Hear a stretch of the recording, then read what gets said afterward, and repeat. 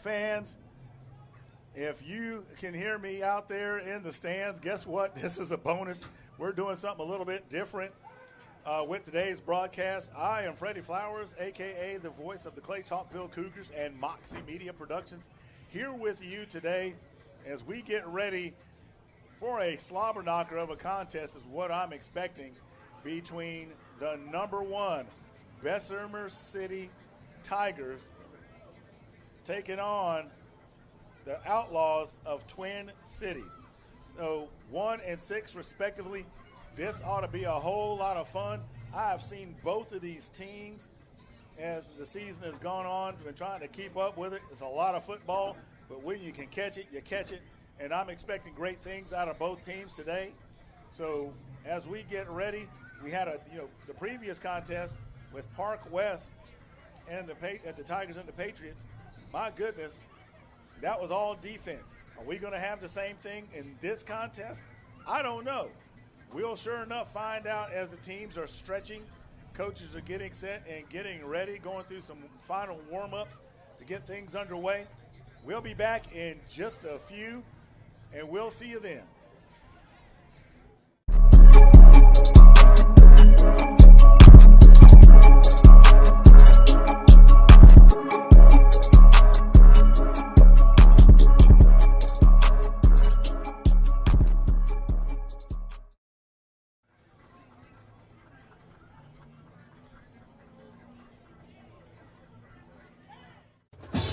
Hey everybody, I am Freddie Flowers, the voice of the Cougars, here with head coach Stuart Floyd and Landon Maynard of Walk-On Sports Bistro here in Trussville, Alabama.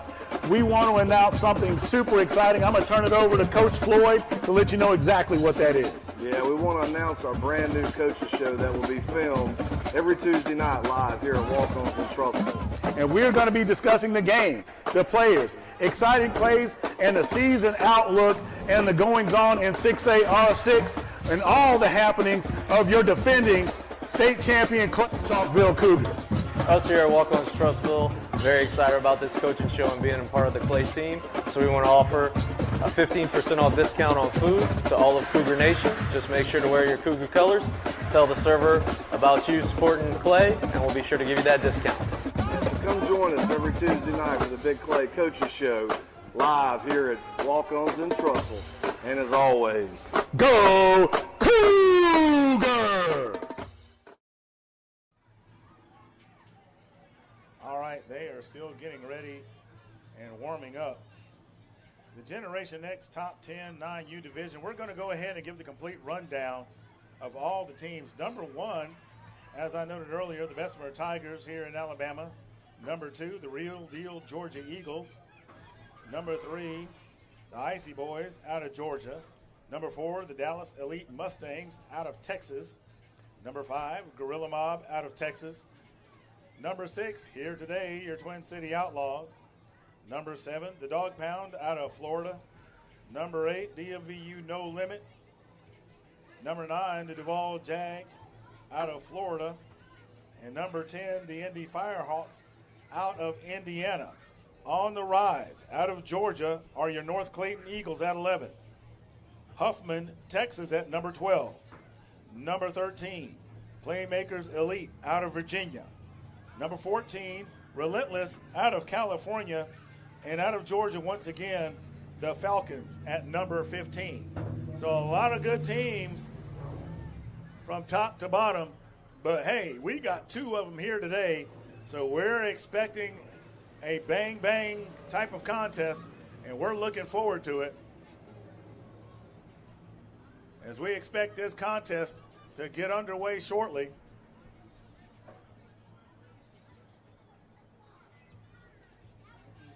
I think the only thing we're waiting on now are the officials.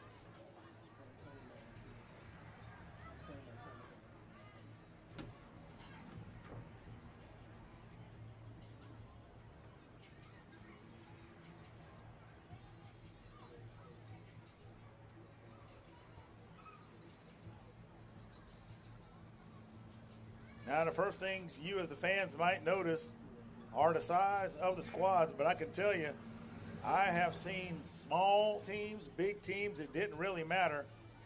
as they say, it ain't the size of the dog, but it's the size of the fight in the dog. And both of these teams have plenty of fight. So we are looking forward to the contest.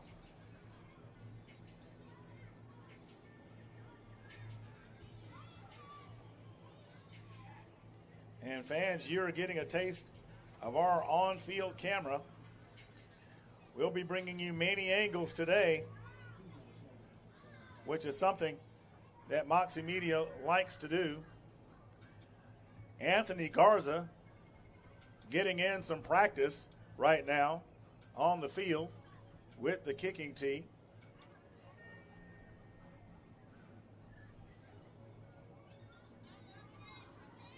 Let's watch him as he works on his kickoffs.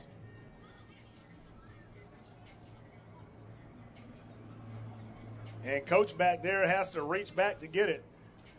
And that's a pretty good leg for a 9-year-old.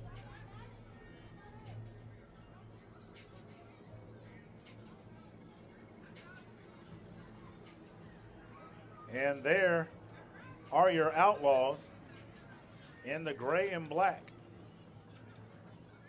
Their motto, they not like us. And they want everybody to know it.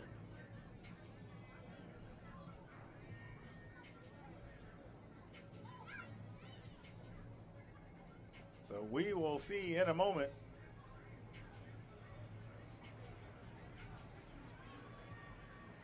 Kickoff was to be at 3:30, running a little bit behind because we had an overtime contest with the 6Us earlier. And that's okay. We're just glad that you're here with us. So make sure you hit that like button and ring that bell.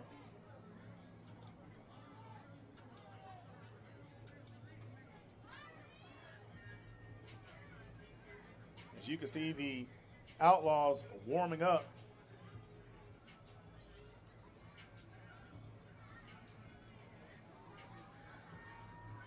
Some nice throws back and forth.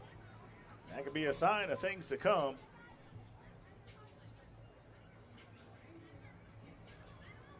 And both teams very much able to toss it downfield. So both defenses will have to be alert.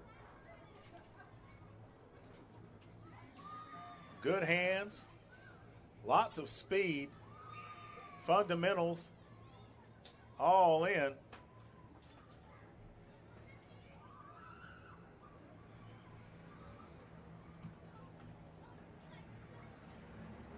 And we've got to look at Jamari Hicks along with number 55, Cameron Sanders, from the on-field camera.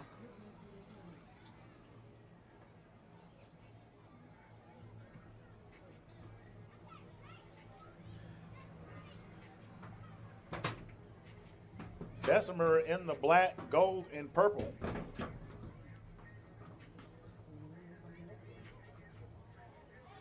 Twin Cities with the red numbers against the gray.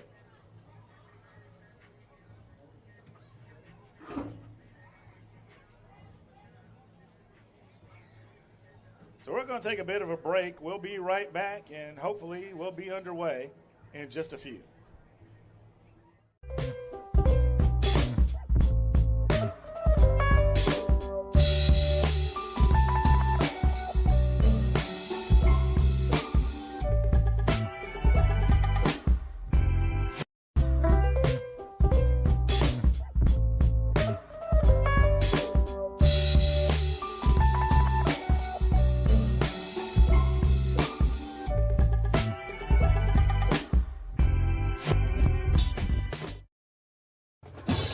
Hey everybody, I am Freddie Flowers, the voice of the Cougars, here with head coach Stuart Floyd and Landon Maynard of Walk-On Sports Bistro here in Trussville, Alabama. We want to announce something super exciting. I'm going to turn it over to Coach Floyd to let you know exactly what that is. Yeah, we want to announce our brand new coaches show that will be filmed every Tuesday night live here at Walk-On in Trussville. And we're going to be discussing the game, the players, exciting plays, and the season outlook and the goings-on in 6A R6 and all the happenings of your defending state champion Chalkville Cougars. Us here at Walk-Ons Trustville, very excited about this coaching show and being a part of the Clay team. So we want to offer a 15% off discount on food to all of Cougar Nation. Just make sure to wear your Cougar colors. Tell the server about you supporting Clay, and we'll be sure to give you that discount. Yeah, so come join us every Tuesday night for the Big Clay Coaches Show, live here at Walk-Ons in Trussell. And as always, go Cougar!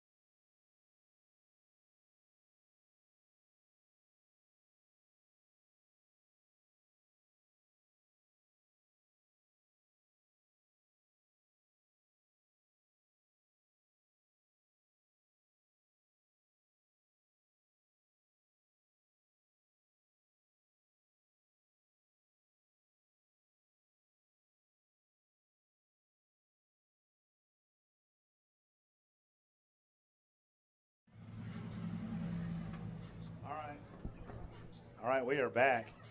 And during the last contest, the officials were working. I noticed one of them got dinged up a little bit, so maybe that's what we're waiting on. But the head official is taking the field, and they're bringing the captains out.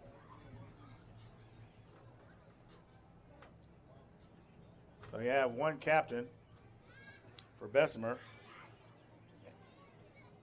and that is Tyler Burden. You have Caleb Ford. I believe that's number 23. Contavious Ferguson for Twin Cities, trying to make out the other captains. I believe there's a number 9, and that is Richard Lang.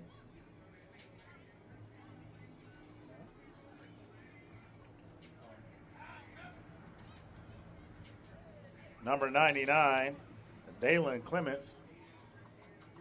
And just got one more hiding back there. And I believe that is number 3, Camden Godfrey. Those are your captains for Twin City. Those are your outlaw captains.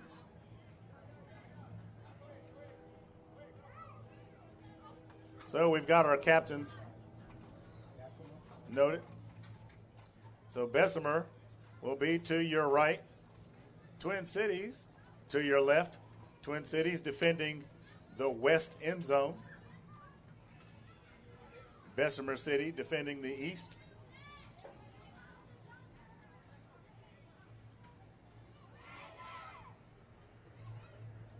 And we are about to be underway.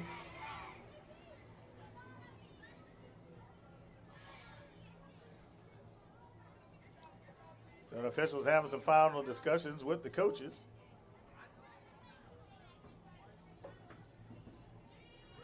As the Outlaws come onto the field.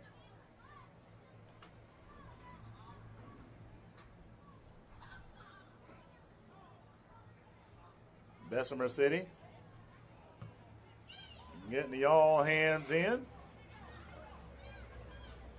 as they head to the sideline and take the field.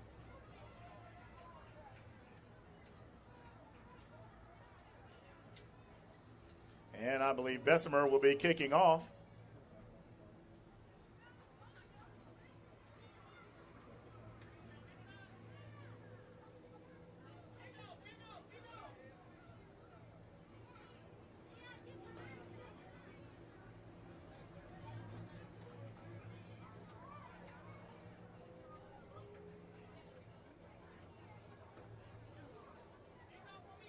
So it looks like we have some final details to get sorted out before we get going. We're glad you're here with us at Fairfield High School, located in lovely Fairfield, Alabama.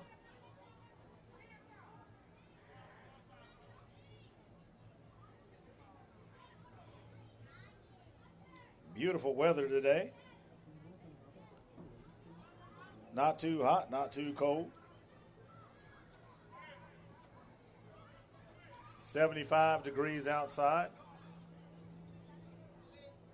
Overcast. But nothing wrong with that when it's not raining.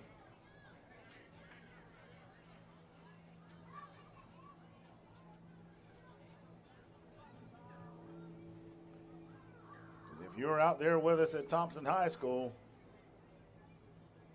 watching that one, you know that was a soaker. And thankfully, we don't have that condition today.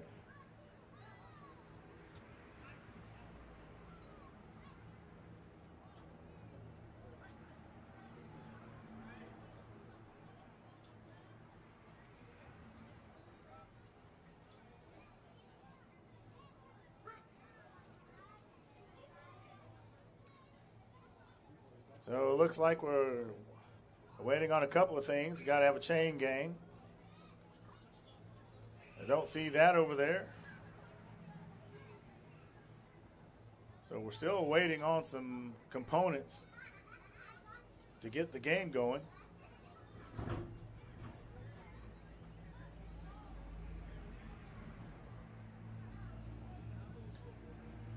So while we're doing that, we're going to take another break, and we'll be right back as they get some other items sorted out to start the contest.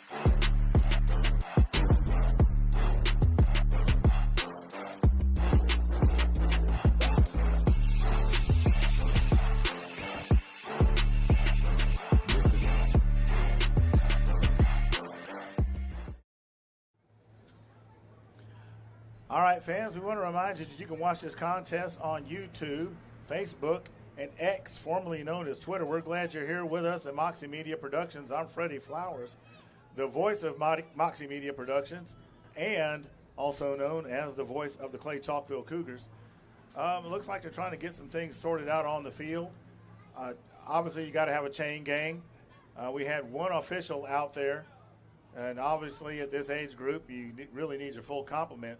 So there's some logistical items that need to be sorted out right now, and that's why the contest hasn't started. Twin Cities already in position to receive the kickoff. Bessemer City, they're already ready to kick off as the ball is set at the 40. So we're just, like I said, waiting on some logistical things to get shook out. Just to recap with the next generation top 10 as of September 2024, these guys actually compete for a national championship. Number 1 being the Bessemer Tigers. Number 2, the Real Deal Georgia Eagles. Number 3, the So Icy Boys. Number 4, the Dallas Elite Mustangs. Number 5, Gorilla Mob. Number 6, Twin City Outlaws, who are here today. Number 7, Dog Pound. Number 8, DMVU No Limit. Number 9, the Duval Jacks. And number 10, the Indy Firehawks. So it looks like we got somebody to run the down distance marker, so we just need to have somebody to run the other 2 sticks.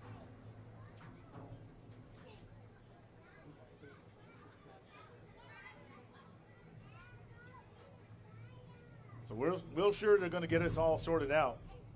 But if you didn't know, in the Generation Next, these teams all compete for a national championship. And there's also some that are on the rise, and that's your North Clayton Eagles out of Georgia, Huffman, Texas at 12, the Playmakers Elite out of Virginia at number 13, Relentless out of California at 14, and the Falcons out of Georgia at 15. So very competitive group, having seen a number of these teams play, and a number of these players definitely go on to play not only at the high school level, but going to play at the college level as well. So a lot of talent hitting the field, and there's a lot of talent out there on the field today for us to enjoy. So it's going to be a really good contest, I think, and we hope and expect a great contest in the Battlefield Sunday Showcase. So, we've already had Park West versus the Patriots, a.k.a. No Favors. I believe they're out of midfield. That one ended in a 6-6 tie as the defense was the star of the day. And it definitely showed. All right, looks like we got all the officials on the field. So it looks like we'll finally get this underway. Now, I will say this. When you have logistical issues and you bring your teams in and you're ready, you're kind of in a rhythm, and you're ready to go. You know you're going to come in. You know you're going to warm up. You know you're going to hit the field. You know you're going to have a kickoff. When you have logistical issues that affect the game that you do not expect or do not anticipate, it can or maybe has an effect on the teams. Because when you're ready, you're amped up, you're excited, you're ready to go, and you've gotten that juice flowing, but then all of a sudden everything kind of gets on ice. But here we go as we get ready for kickoff. And number 20 for Bessemer, and that is Garza, who we saw practicing earlier, is getting ready to handle the chores as we prepare to get underway.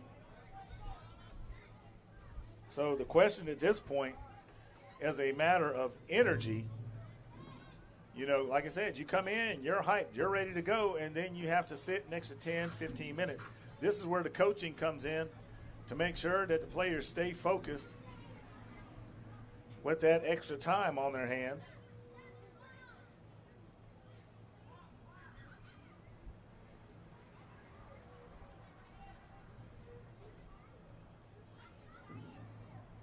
And there's the whistle. So this thing is about to get underway finally. And there's Garza's kick, and it's a nice one. Number 5 on the return for Twin Cities, and that is Kyle Griswold.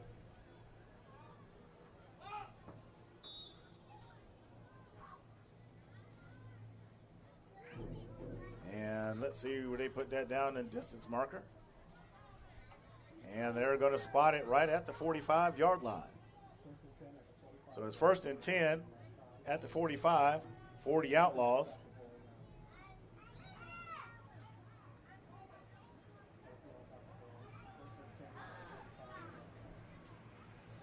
And the thing to keep in mind is that, these teams have played league games as well prior to that, yesterday on a Saturday. So number 6 goes into motion for Twin Cities, and that one's going to be blown dead. And it's a false start against Twin Cities, so that'll cost them 5. And the ball will go back to the 40. So it'll be 1st and 15, 40 Outlaws.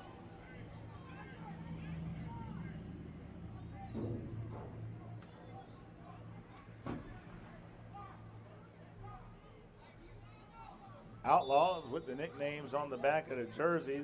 I can see some of them.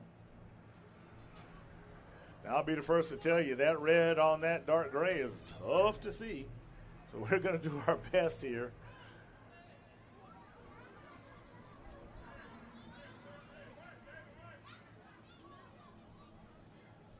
So the formation showing strong right. And the Bessemer defense all over that one. Number 5 coming out of the bottom of the pile. Griswold, the ball carrier. Jaquan Nelson Jr. coming off the top of the ball player. No gain on the play. That'll bring up 2nd down.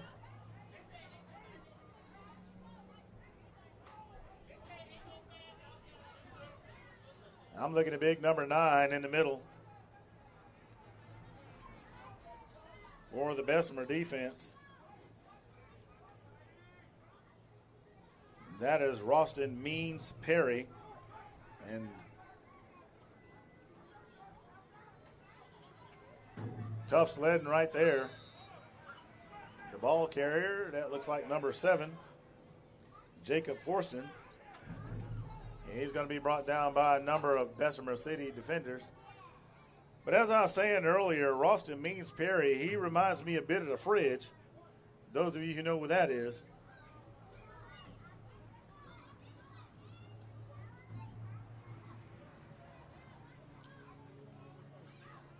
So a gain of 3 on the play. Or pardon me, a loss of 3 on the play will make it 3rd and 13.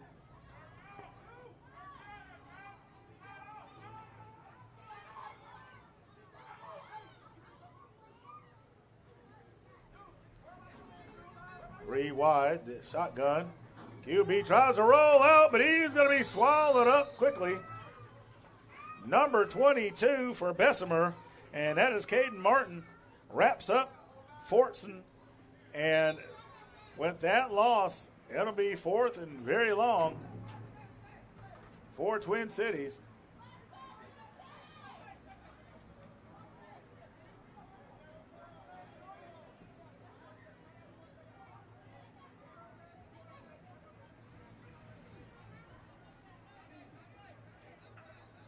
So Cortavian Daniels Jr. back to receive the punt.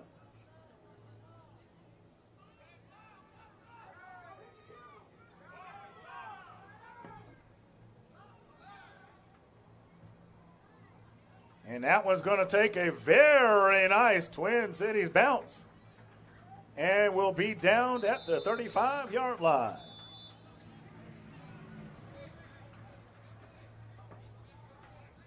Nice work by the Twin Cities special teams.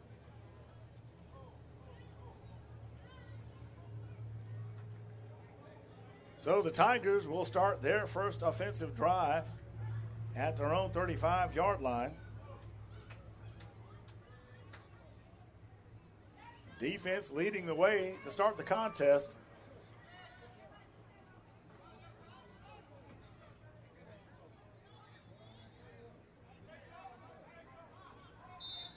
And that Bessemer line is big.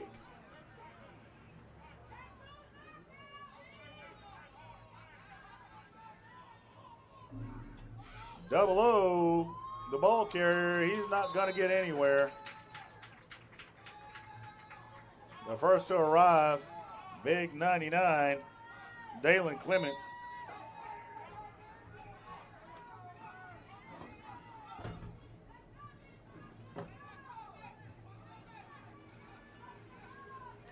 Number 7 is actually going to get pushed forward a bit. On the previous carry, Noah Akoff got shut down. Number 7 this time, Cortavian Daniels Jr. wrapped up quickly after a short gain. That brings up 3rd and 7.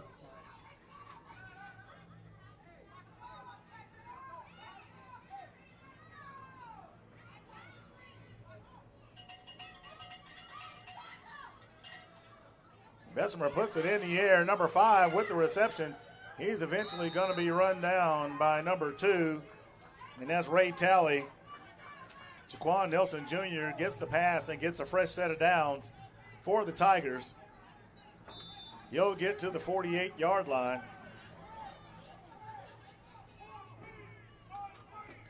Number 4, Dalen McNeil, the QB, with a nice toss. That play a little slow to develop. Number 7, the ball carrier, is going to be wrapped up. He doesn't get quite back to the line of scrimmage, loses a yard. So it'll be 2nd and 11 for Bessemer. I think number 20 was involved on that stop for Twin Cities. That is Zavi Baca.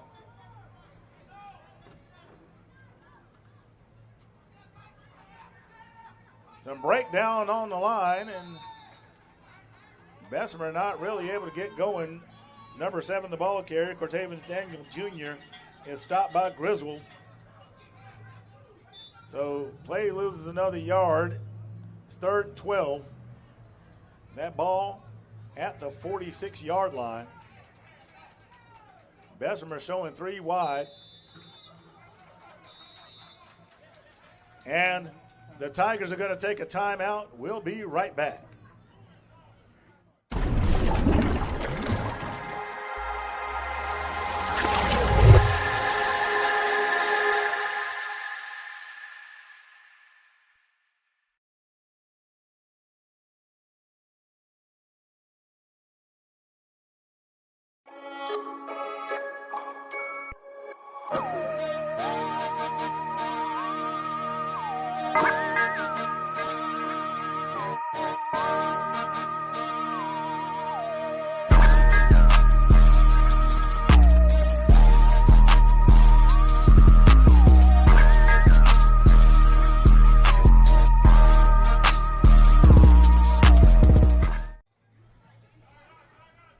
All right, we are back. It is 3rd and 12 for the Tigers.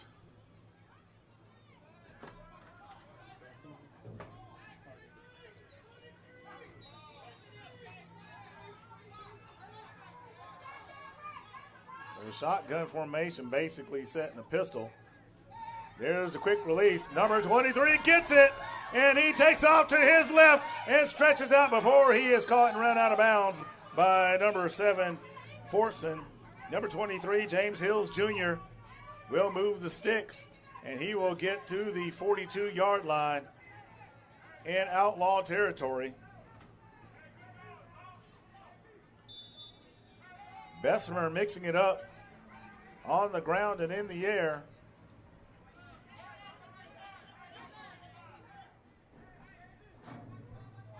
So Bessemer gets the call from the sideline. Bessemer puts it in the air again. The intended receiver, number 16, Aiden Maxwell. That falls incomplete and will bring up 2nd down.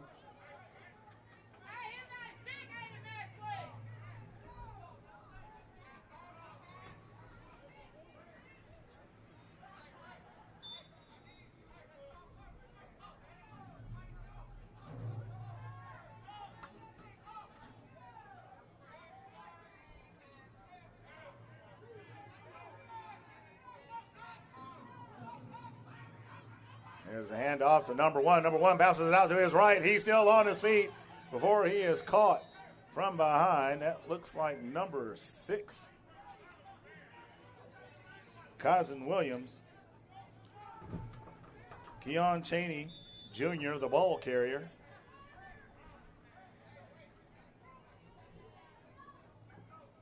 It'll be 3rd and 5. Ball at the 37-yard line.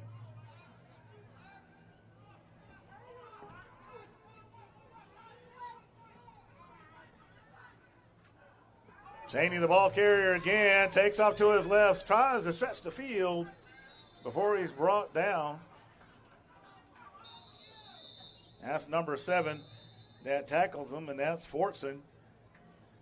Nonetheless, the 6 move for the Tigers. Tigers putting together a nice sustained drive, chewing up the clock.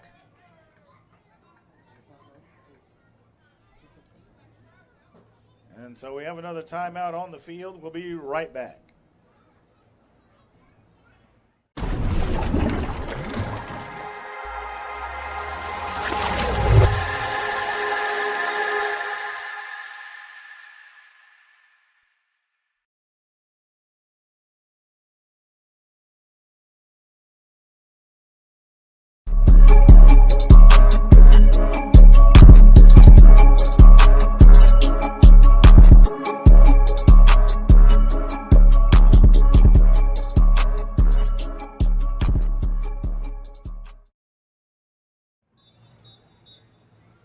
All right, we are back as the teams come out of the timeout.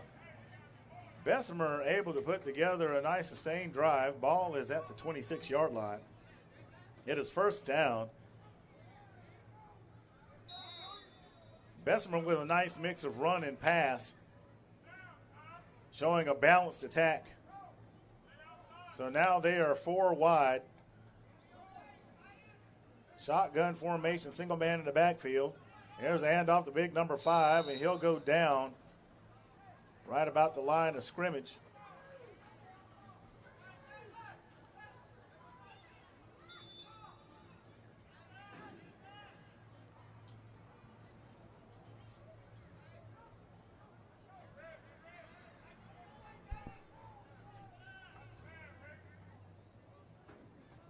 Big number 5 finds room up the middle. And he's going to rumble his way to a 1st down. Jaquan Nelson Jr. moves the chains and keeps the drive going for the Tigers.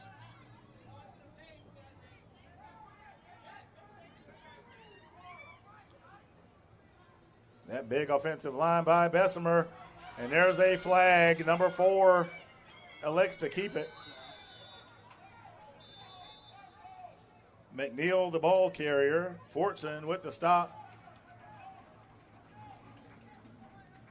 And where that flag occurred tells me that there's probably a hold. And that looks like exactly what we got based on the mark-off of the ball. And it is a spot foul. So the ball goes to the 27-yard line.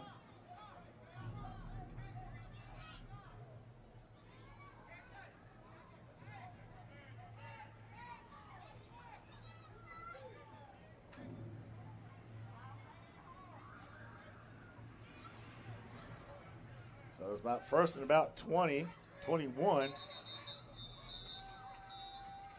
False start against Bessemer. And after putting together that drive and getting all that yardage, they are moving in the wrong direction.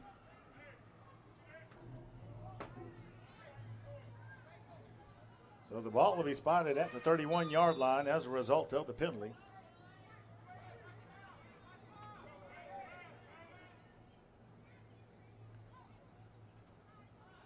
Bessemer looks to put it in the air, and he's going to be dropped. The ball is loose, and Twin Cities gets on top of it. Bessemer looking to put it in the air. Twin Cities shows blitz, and the Outlaws now have the ball.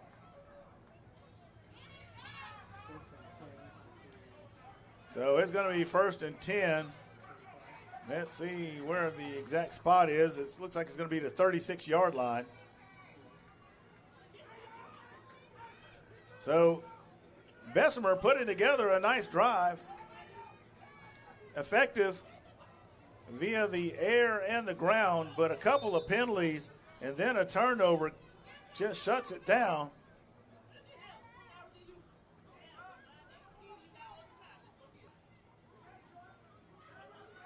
So let's see what Twin Cities can do. Low snap. Plays low develop, but he breaks tackles. How about that?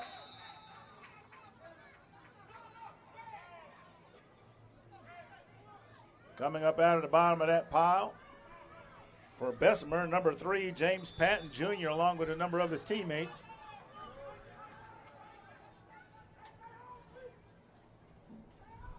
Twin Cities puts it in the air, has the open man, and he's accelerating. Doesn't look like anyone's going to catch him. No, they're not. And that is a touchdown, Twin Cities. Let's look at that replay. And I mean, he gets that out of the air and accelerates and keeps on going. And I'm trying to make out the number of that jersey.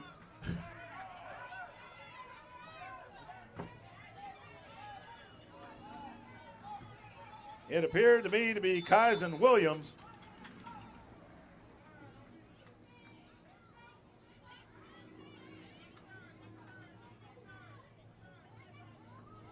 Either way, if it ain't 6, they got the 6 on the board they wanted. So whether I'm right or wrong, they still score as they get ready for the PAT.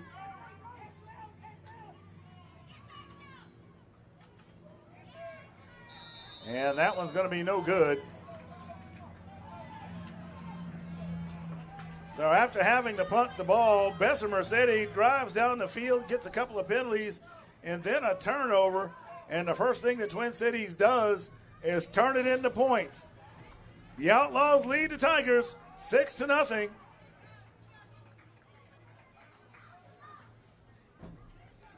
With 1 minute and 1 second left in the first quarter of play.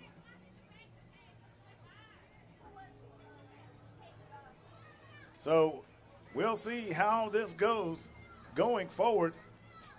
It is clear that both teams have speed. The question is how's it going to be used?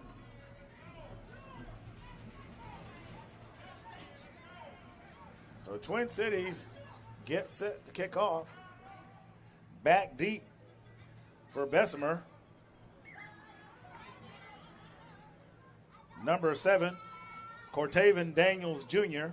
And number 23, James Hills Jr.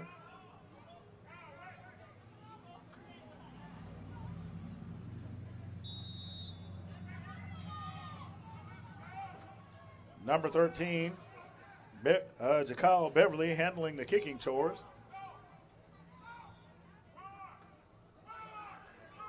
That ball takes a bounce.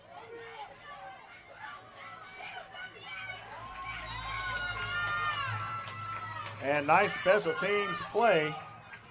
23 on the return. And on the tackle, let's see, that is number 20. Xavier Baca. Hills Jr. on the return will get taken down just inside the 25-yard line.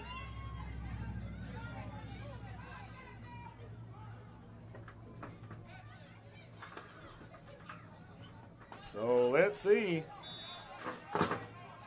what Bessemer will do on this drive here. There's a give to number 1, and he's going to be swallowed up quickly. Cheney, the ball carrier. He's going to be met first by Baca. And then his teammate comes in to help finish it off.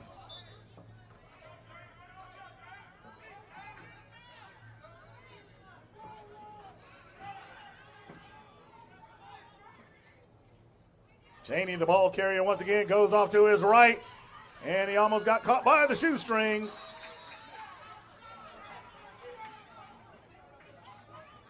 And let's see, that's number 7, Fortson, with the stop. So it'll be 3rd and about 5. And that's the end of the first quarter. The Outlaws lead the Tigers 6-0. Hit that like button, ring that bell. We're on X, formerly known as Twitter, YouTube, and Facebook. This is Freddie Flowers, the voice of the Clay Chalkville Cougars and Moxie Media Productions. We want to thank you for watching today's broadcast of the Generation Next Sunday Showcase here from Fairfield High School here in Fairfield, Alabama. We'll be right back.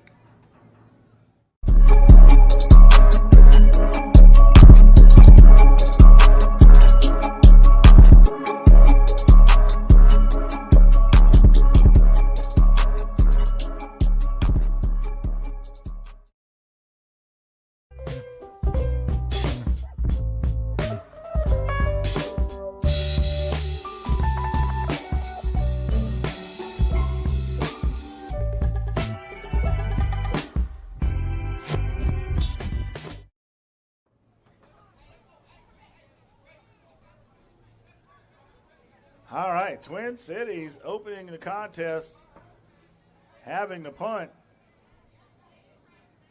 Bessemer driving down the field, appearing a surefire, getting into the end zone or driving in that direction before 2 penalties and a turnover.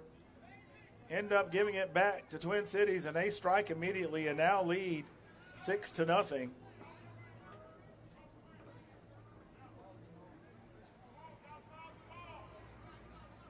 So it is 3rd and 5 for the Tigers.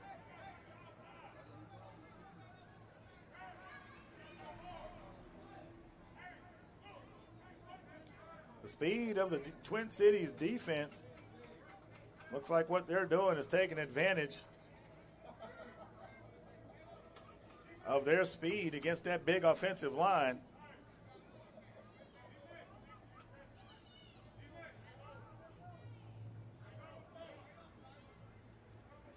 So we'll see. They're discussing something. And they're trying to get the clock straight.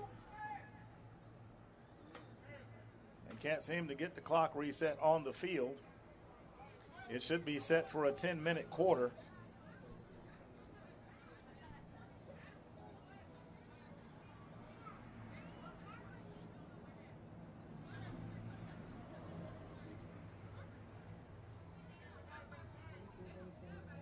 And so we're dealing with some more logistical issues.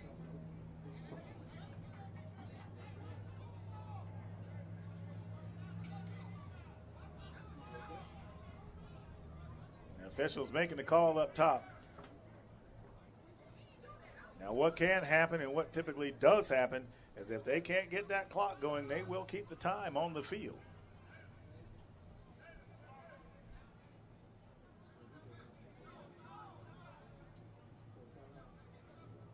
So it looks like that's what they're getting ready to do.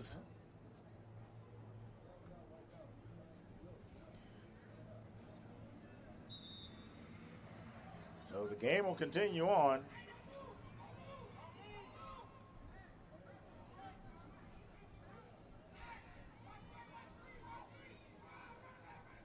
Give the big number 5, stays on his feet, and he's going to rumble his way to a Tiger first down before he's brought down by number 7, Jacob Fortson. Jaquan Nelson Jr.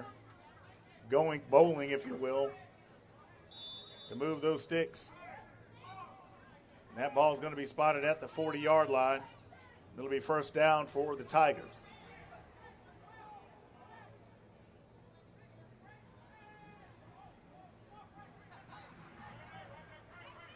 I know a lot of you ask and say those are some smaller kids against those bigger Bessemer guys, but look at your modern defenses, and they're small and fast, not necessarily big. Nice blocks. Number 23 stays on his feet. Now he's going to run the ropes on the sideline, and nobody's going to catch him.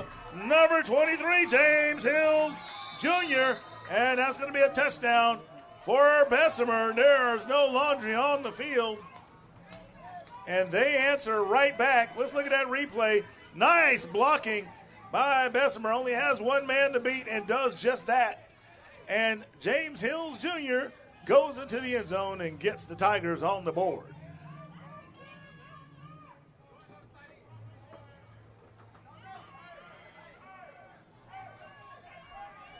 So let's see if Bessemer goes for 2 or goes for 1.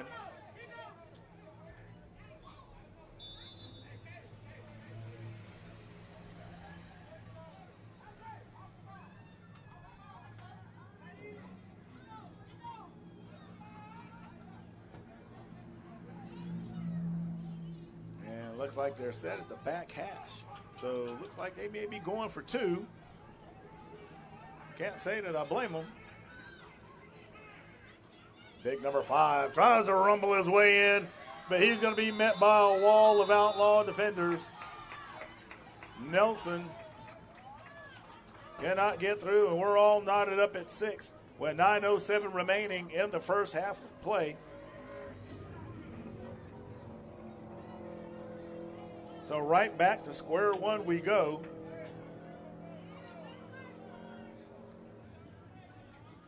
Two good teams. There's a reason they're ranked number 1 and number 6. Let there be no doubt about that.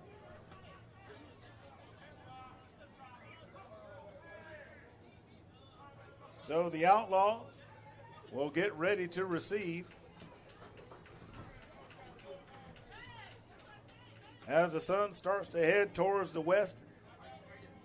And if you're looking at your clock, it starts to head towards 5.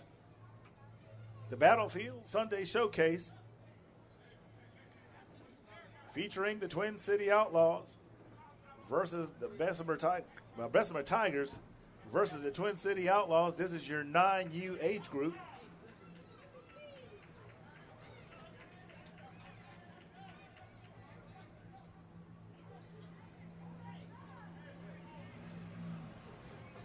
Garza coming out to put in the work with the kicks.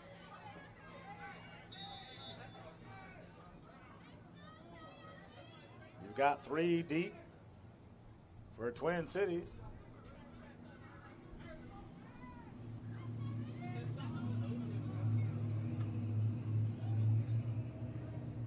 Number 10 on the return, gets across, the ball's loose.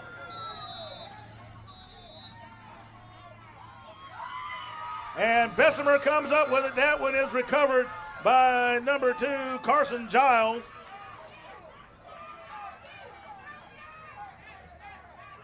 Caleb Ford on the return. It comes loose, and Giles comes up with the fumble. So at the 49-yard line, the Bessemer offense comes back out onto the field.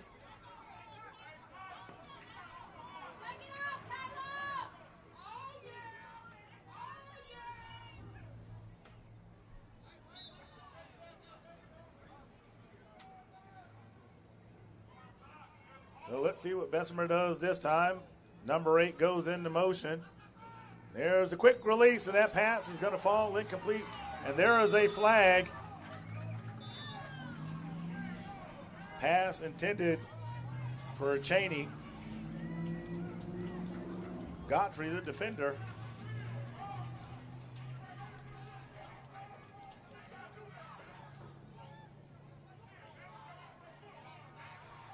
And the coaches are pleading to the officials, but that's going to result in a first down, and the ball is going to be spotted in Outlaw territory at, let's see where the final spot is, and it's going to be just inside the 35-yard line.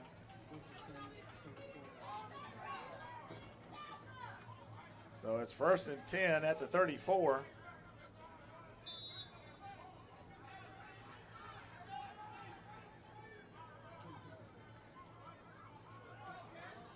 Number 27, the ball carrier.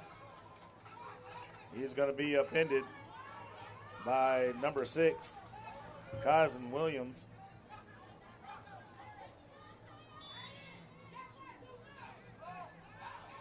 Number 27, Felipe Cortez III with that run. 0, double off the ball carrier. Ray Talley with the tackle. Noah Akoff, the ball carrier, lost a yardage on the play. Will bring up third down. Ball goes to the 38-yard line.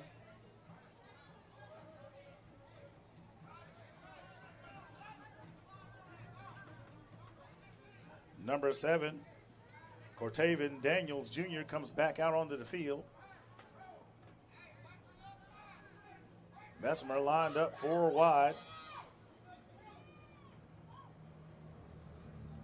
Fakes the handoff and tries to take off, and he's going to be wrapped up immediately. Number 4, Carter Thomas with the stop, and it's going to be 3rd and 11.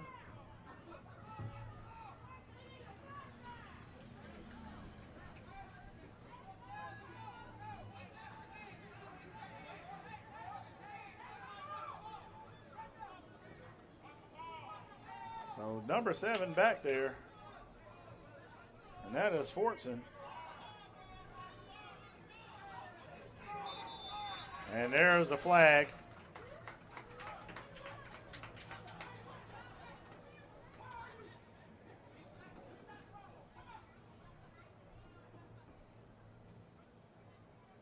So that ball is going to come back to the 41.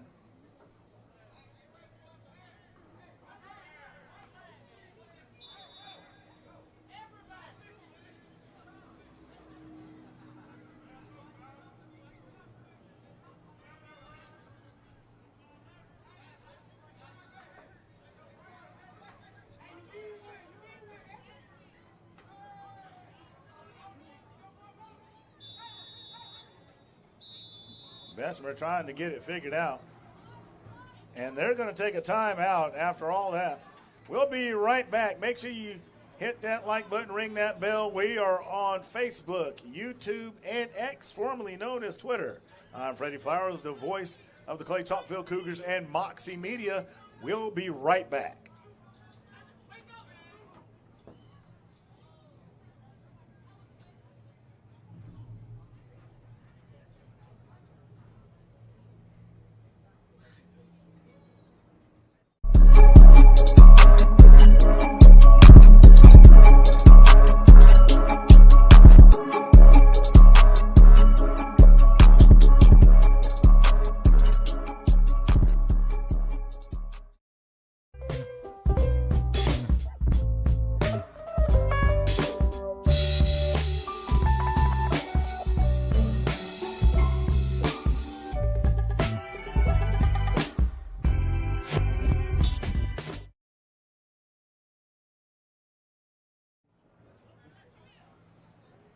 All right, we're still in a timeout. And this game has been, well, pretty much what we expected. 2 good defenses, 2 good offenses. Penalties probably the biggest story of this game, and turnovers. Right now, that's really slowed it down, if you will. You know, we've had some logistical problems with the scoreboard and chain gangs getting started. All those things that can make for a little bit of a weird contest if it were to be such. But one of the things we do have is great weather. It's about 70 degrees and no breeze here at Fairfield High School here in Fairfield, Alabama.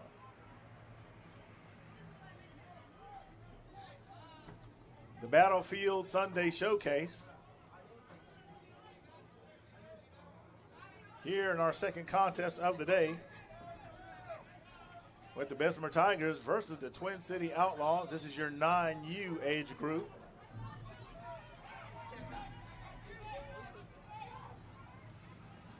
So there's the punt.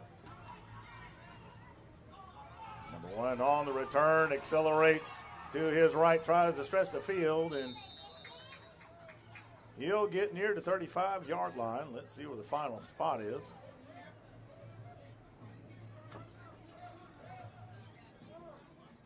It looks like that's where they're going to spot him, is right there at the 35. So it'll be first down, Twin Cities.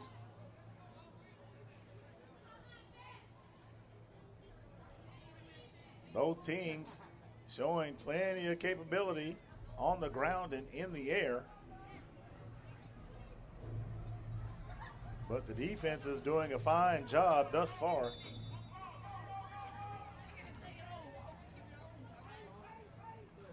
Twin Cities directly under center. And that one goes nowhere. Looks to me like he may have lost a yard, but they put it right back at the 35-yard line. So it looks like they're going to give him forward progress. And that'll bring up second down. That guy on the down and distance marker needs to keep up.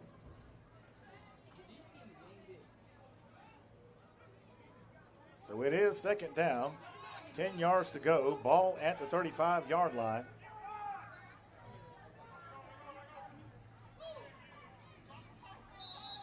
And let's see, that's got to be a false start, and that's exactly what it is. So that'll cost Twin Cities 5 yards, and it'll be second and 15 from the 30.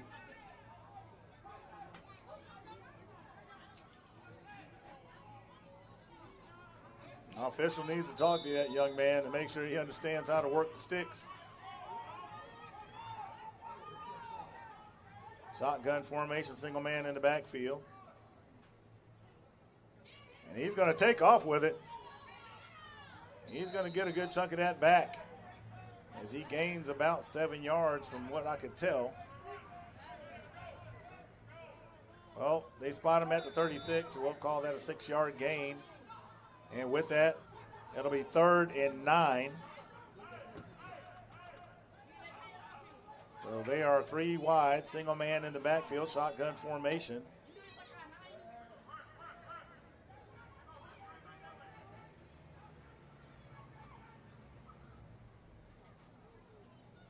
And they elect to run it, play it safe. So that will bring up 4th down.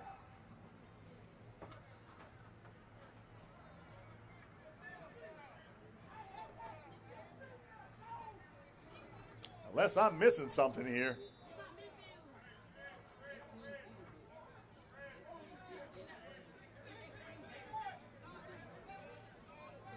And I must be, because that should be 4th down.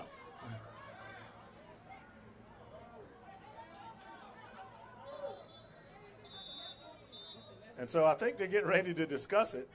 You heard me earlier say the down and distance guy needs to keep up.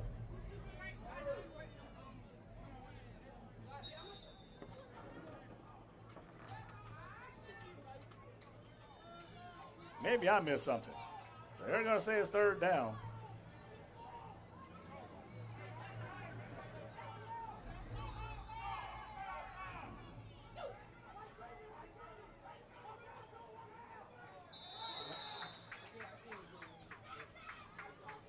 So false start against Twin Cities.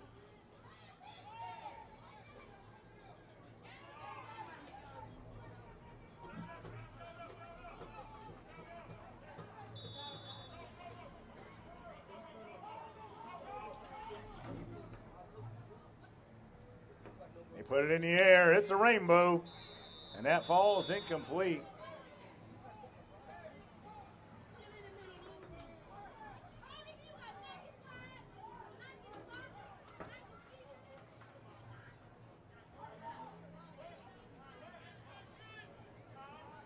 So now it's 4th down.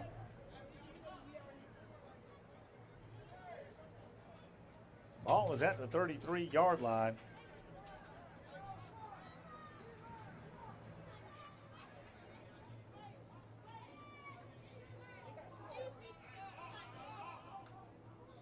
Number 23, James Hills Jr. back deep to receive the punt. And that takes a hop. And he gives a stiff arm, but he goes down. So number 20,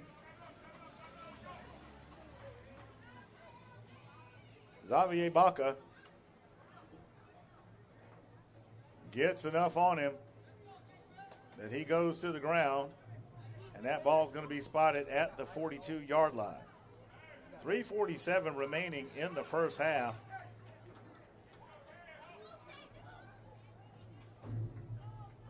After what I would call a weird series with the penalties and everything just a few moments ago. Nonetheless, Bessemer has the ball at the 42.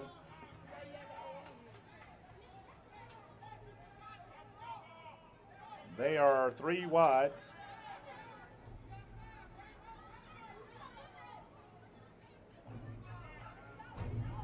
Set up in the pistol. Man goes into motion. Number 1 gets it, and he follows his blocker, and he's going to be brought down by his shoelaces by number 7, Jacob Fortson.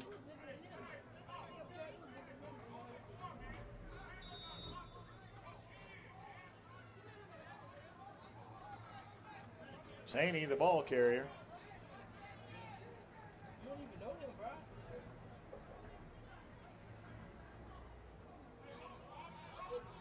Number 4, McNeil, talking to his receivers, puts him in motion.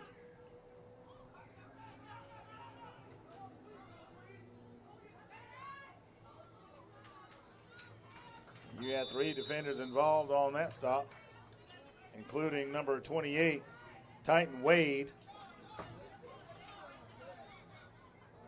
for the Outlaws. So the sticks move. Clock continues to run.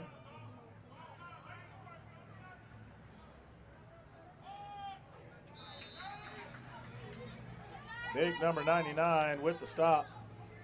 Cheney, the ball carrier. Dalen Clemens with the tackle. 3-yard gain on the play. It'll be 2nd and 7.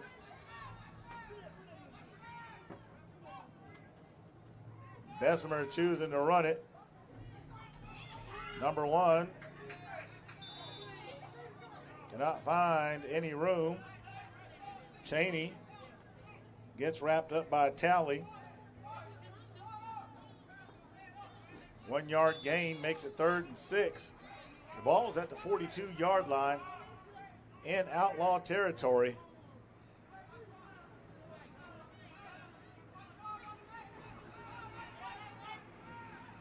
23 goes into motion. There's the quick release. And let's see, that ball appeared incomplete. It hit the ground. And it does come back. So it is incomplete. And that brings up 4th down. Where have we seen this before?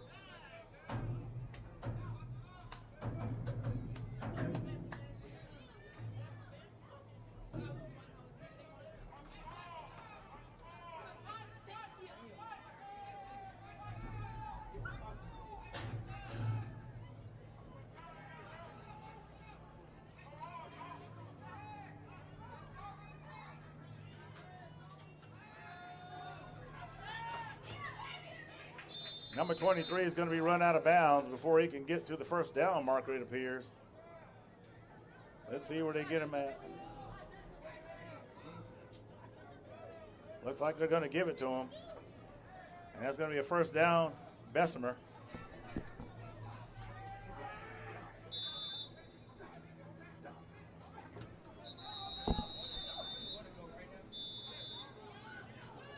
And timeout by the Outlaws. We'll be right back.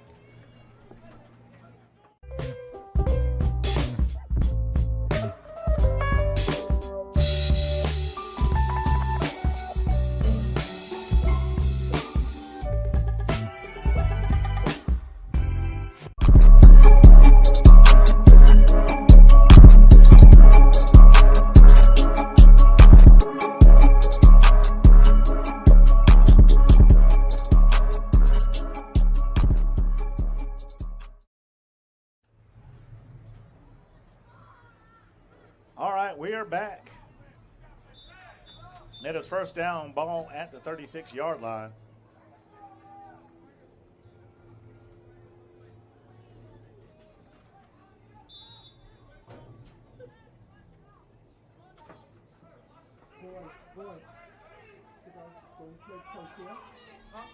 So shotgun formation. They're going to go 4 wide, single man in the backfield. Here's a handoff to big number 5, and he's going to rumble his way to about the 26.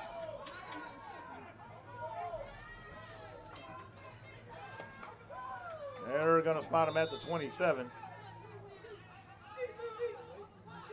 We're under 2 minutes in the contest.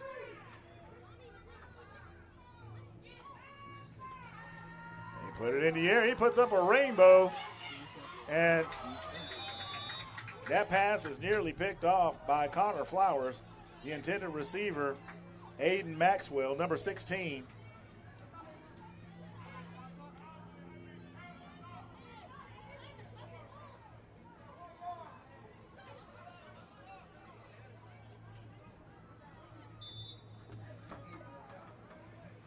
Down and distance marker still showing a first down.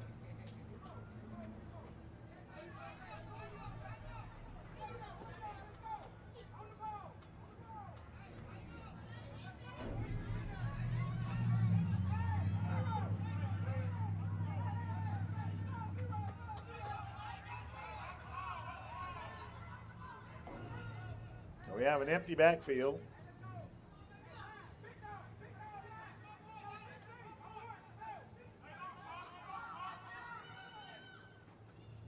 Number 4 is going to have enough to move the sticks. McNeil gets it forward just enough to keep the chains moving. And the sun has made an appearance after Hurricane Helene hung around for a while.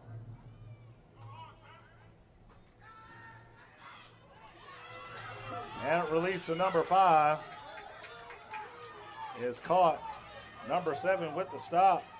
So Jaquan Nelson Jr. with the reception. Jacob Fortson with the stop. 8-yard gain on the play.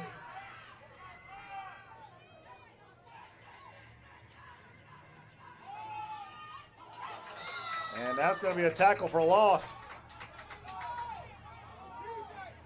Number 23, James Hills Jr.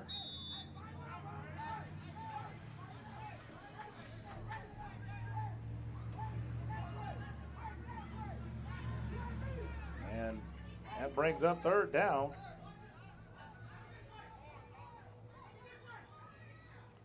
Fake the handoff.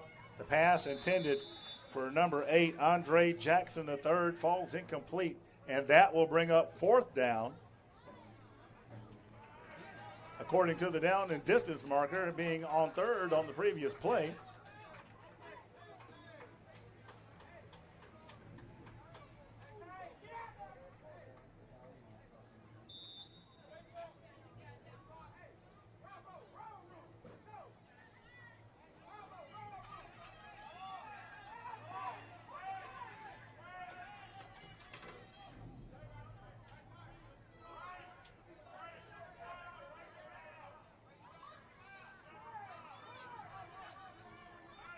So, huge third down for the Outlaws. And the Tigers are going to take a timeout, and we're going to go to commercial. We'll be right back.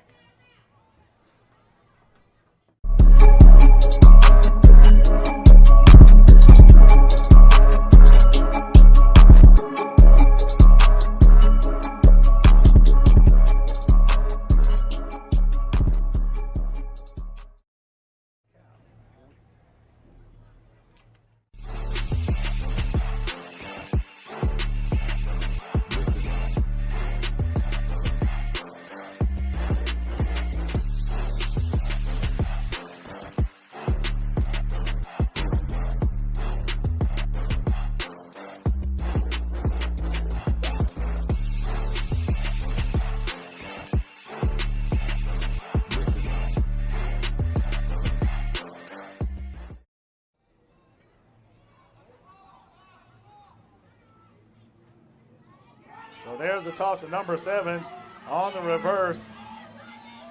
He tries to break a few tackles before he's ultimately wrapped up by number 1, Connor Flowers. Cortavian Daniels Jr. with the carry.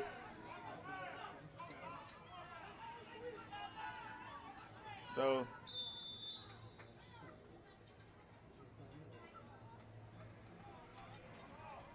7 seconds remaining on the clock. Bessemer driving. So that ball's going to be set at the 13-yard line. The clock should have been stopped with the movement of the chains. The sticks should still be up because they are not inside the 10-yard line. So it is not goal to go.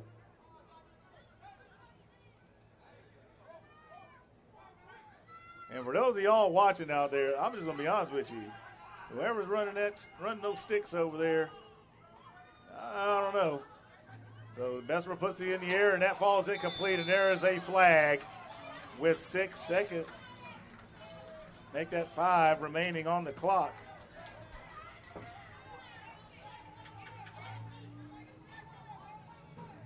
That's going to be an interference call.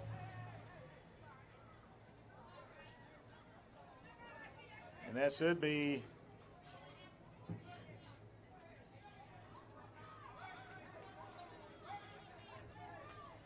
thought that'd be about half the distance to the goal.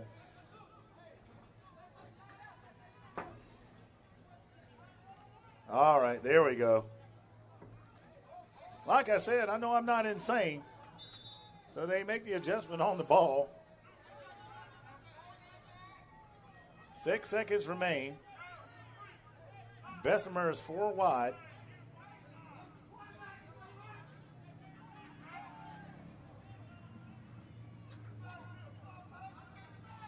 He put up a fade. And that is caught by number 16, Aiden Maxwell.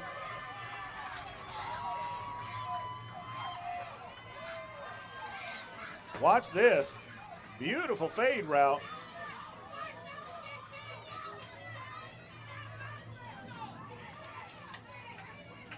And he comes down with it. Highest point of the ball, and that's what you teach him to do. And it's a touchdown for the Tigers.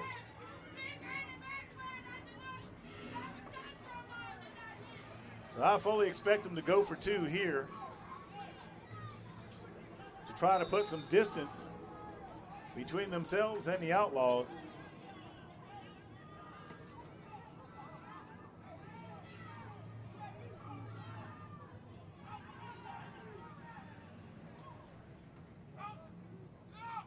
Put it in the air once again, and that one is going to be incomplete. So there is no time left on the clock. I believe there's 1 second left.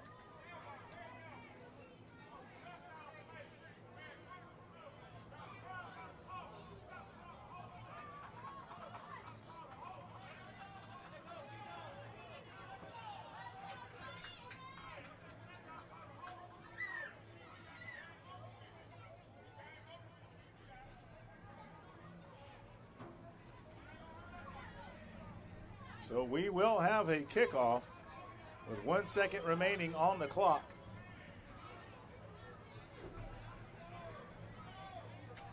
Now the clock in-house.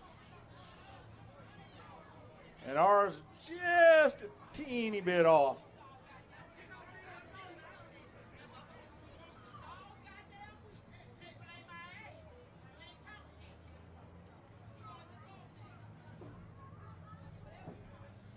So Garza will come out to kick.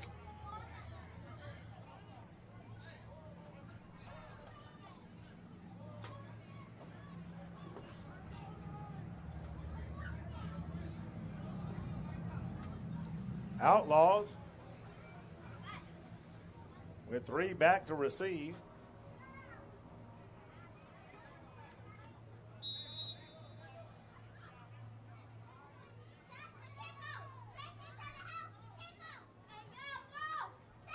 And they do an onside kick, and it doesn't quite go.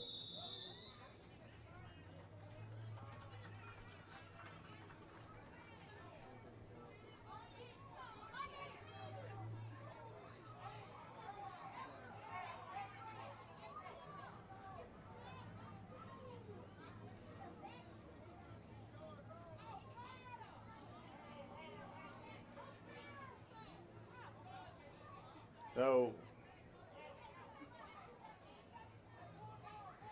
at this point, Twin Cities should get it at the 49, and they do.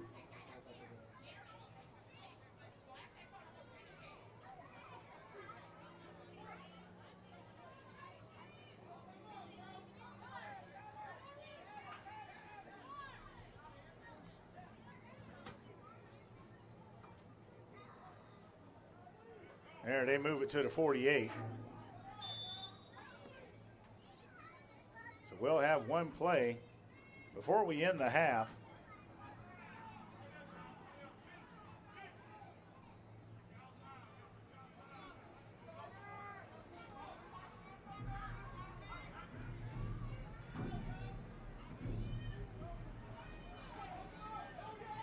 And that goes nowhere. And that's how the half will end, on a sack. The Bessemer Tigers lead the Twin City Outlaws 12-6. We've got ourselves a whale of a game. We'll be back to you right after halftime. Thank you for watching on X, formerly known as Twitter, Facebook, and YouTube. Hit that like button, ring that bell. We'll be right back in a bit. Minus 10 minutes.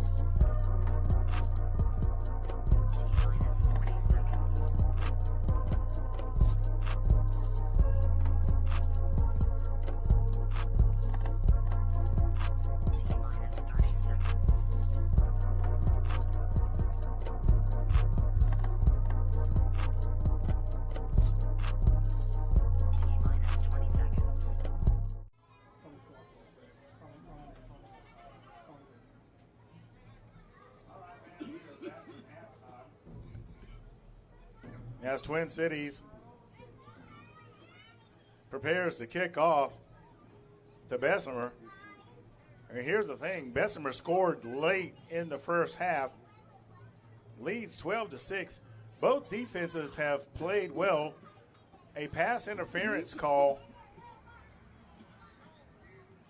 near the end put Bessemer in a better position to score, and thus they did. So they hold the lead 12-6. Penalties have led to scores. You've had turnovers. So if you wanted to see it, well, it was probably there. Bessemer gets on top of the short kick. That one recovered by Keon Chaney.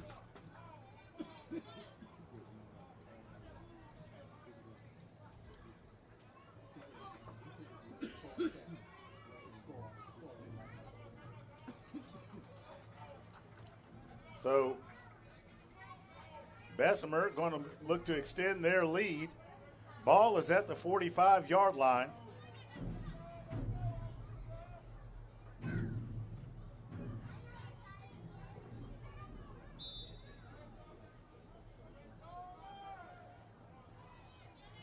So shotgun formation. And the counter by number 7, Daniels. He's going to be tackled by a number of Outlaw defenders.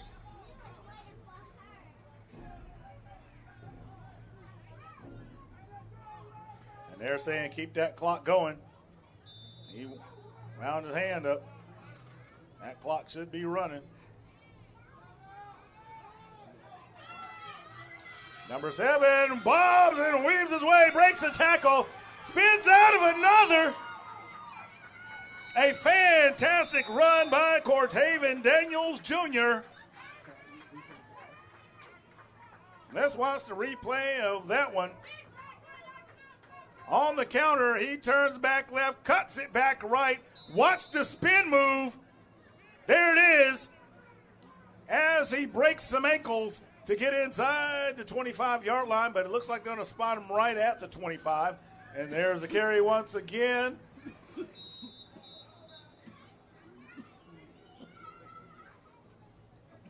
Noah Akoff, the ball carrier, he's going to lose a yard or so.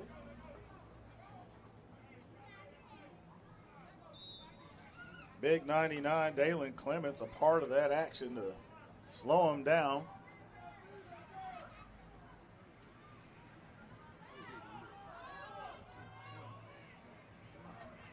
And number 1 gets the toss before he's brought down by number 4, Carter Thomas. That is Chaney once again carrying the ball. Loses a little bit.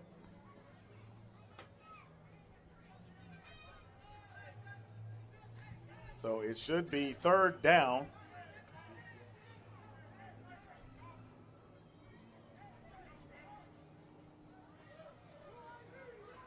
Ball is at the 29-yard line. He put it in the air. There it goes. And is wide open. Number 23, James Hills Jr. with a big catch right around the 10-yard line.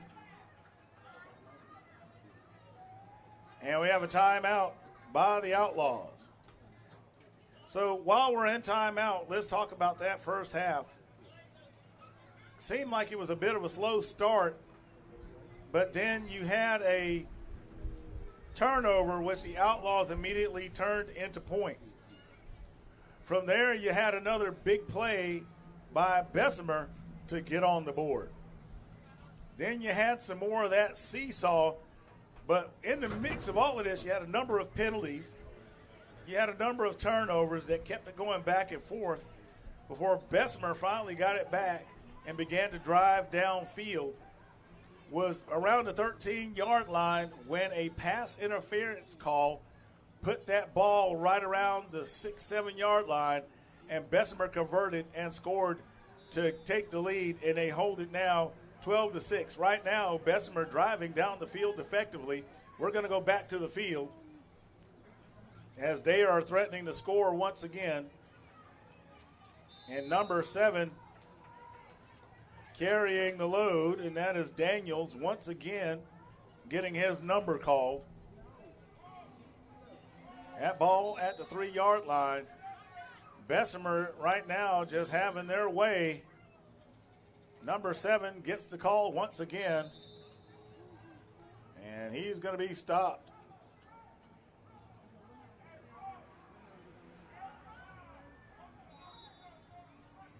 Excellent tackling by Twin Cities. 7 gets the call once again, but he's going to come up short right around the 1-yard line.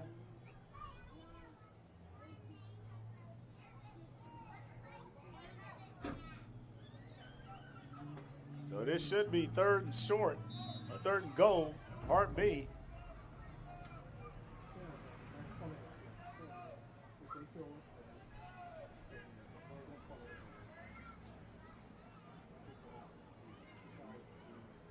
So we're going to watch this play from the back of the formation. This is a view that Moxie Media brings you, fans. Watch this here. Twin Cities needing that stop. Big number 5, Jaquan Nelson back there, and he is a load to take down. I'd say it's probably no secret here what's about to happen. Direct snap. There he goes.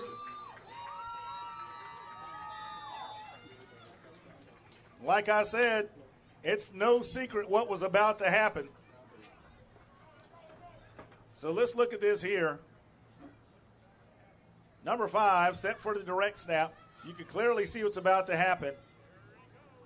And, you know, you got to admit that you probably wanted to stack that line up because he is a big, big guy to take down. So they're going to get set for the PAT. And they're going for 2. 23 goes into motion. There's the ball in the air once again, and that pass is going to fall incomplete. The intended receiver, Andre Jackson III. With 6:29 remaining in the third, the Tigers extend their lead to 12 over the Outlaws, 18-6.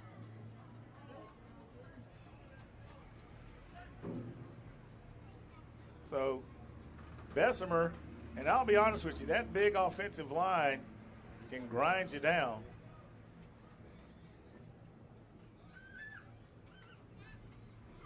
And that is a talented Twin City team. But Bessemer choosing to power their way downfield.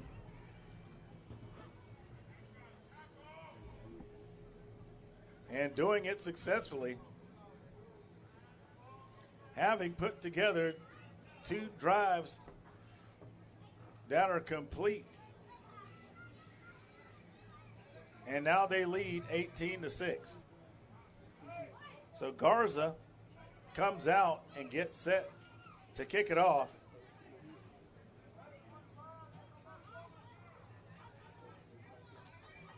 So Coach Blue Franklin pacing the sidelines, laughing it up a little bit.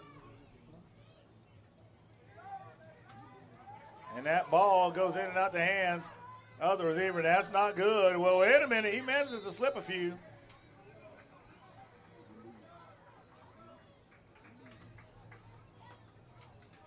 Number 5 on the return, Kyle Griswold. That ball will be placed at the 40-yard line. It'll be 1st and 10 for the Outlaws.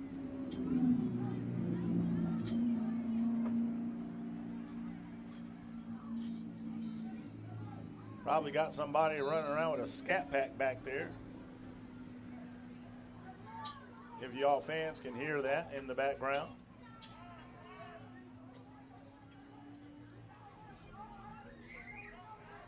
So the Outlaws go 4 wide.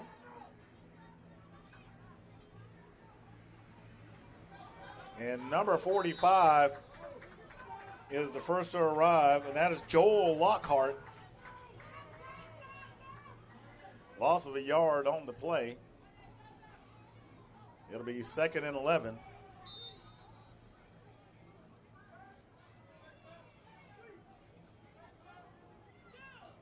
I'm telling you, somebody needs to talk to the down and distance marker guy. The official usually checks those things and says, hey, move it.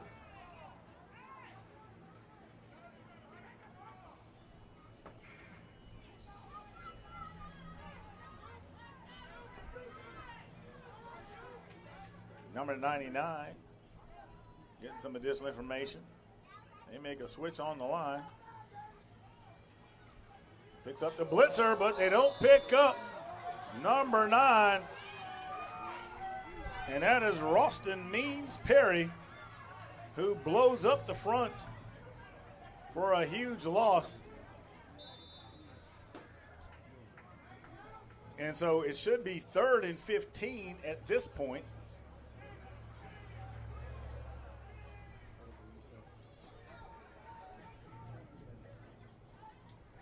That ball is at the 35-yard line.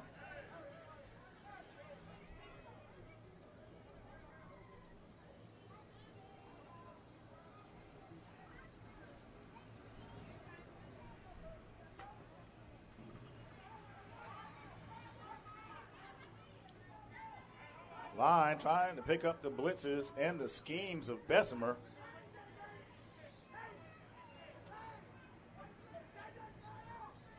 Number 6 goes into motion. And number 7 tries to stretch it out, but not going to find any running room at all. So that should bring up 4th down.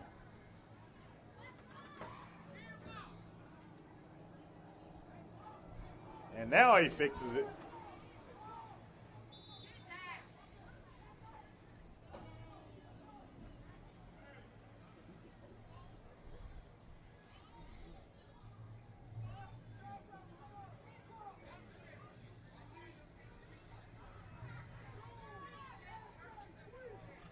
So Bessemer back deep to receive the punt.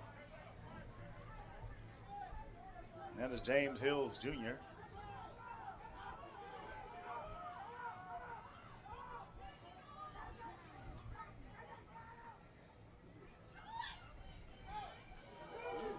And number 12 going to end up doing the deal, and that's Carter Dial.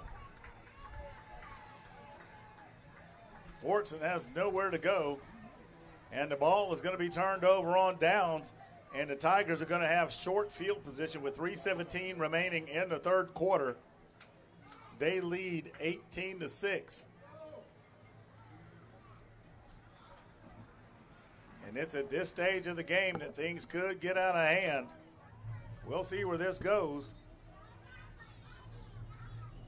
And it may just be simply a matter of the Outlaws just getting worn down. You know, I said it ain't the size of the dog, but the size of the fight in the dog. But you got to admit, when you got that many players to rotate like Bessemer does, it could be tough sledding. So there we go. Now they're getting fancy.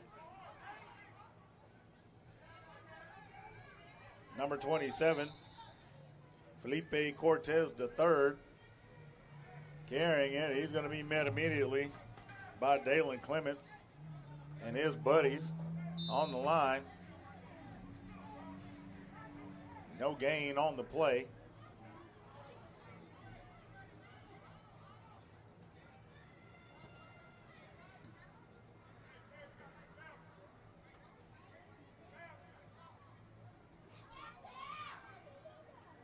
Number 5, the release valve is going to be brought down by a shoestring.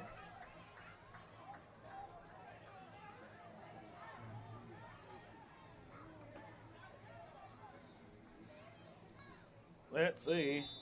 That looked like Tredarius Hughley bringing down Jaquan Nelson Jr. Nonetheless, the sticks move. First down for the Tigers. Ball at the 19-yard line. And, of course, Bessemer working on the extra things, clearly. Diamond formation for the receivers. Has the open man, number 8, tries to shake a tackle. Has one to beat. He's going to be brought down.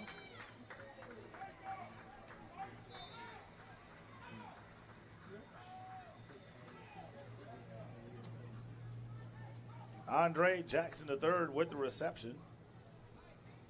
That looked like Kyson Williams this time on the stop for Twin Cities.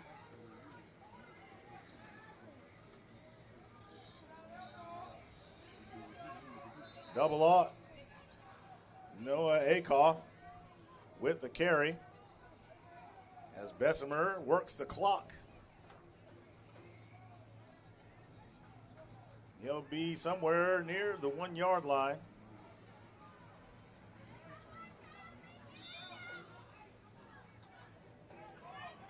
No, they've got him spotted at the 3. I thought he was a little bit closer, but there, what do I know?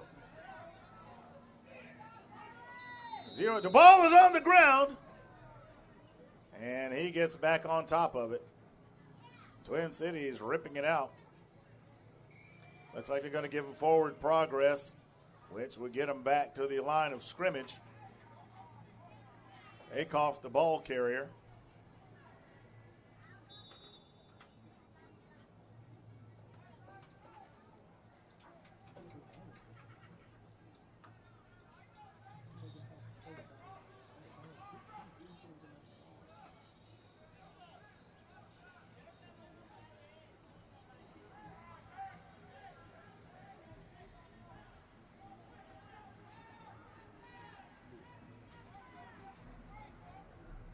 Put it in the air, and that pass is incomplete.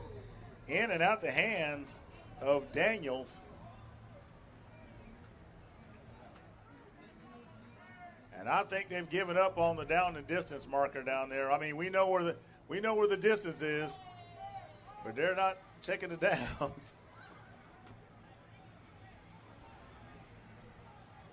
Either way, in this situation, you know they're going for it.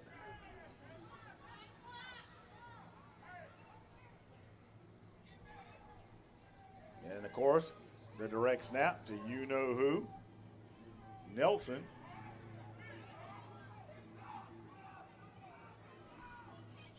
Here he comes.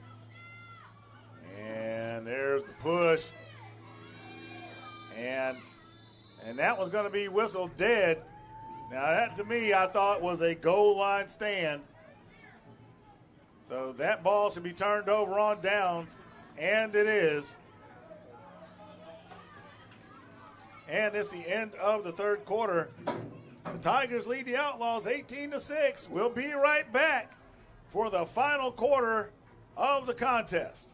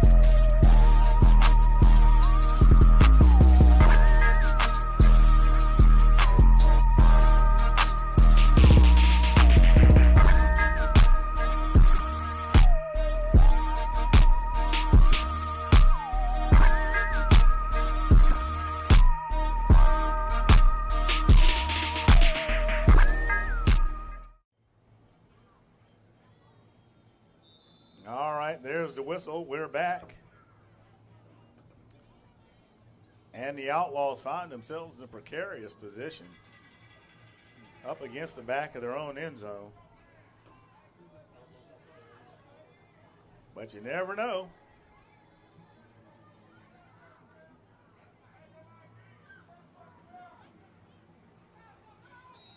So they gain about a yard. It'll go to the 4-yard line. That'll bring up second down.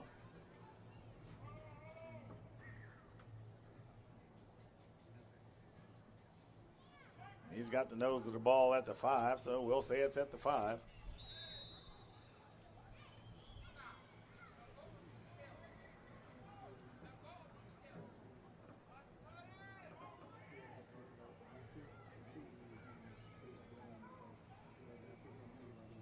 So the Outlaws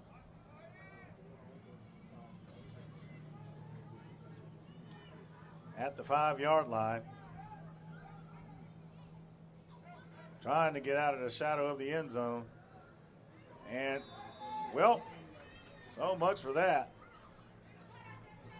Big number 5, Jaquan Nelson Jr. beefing up that front. So that'll bring up third down.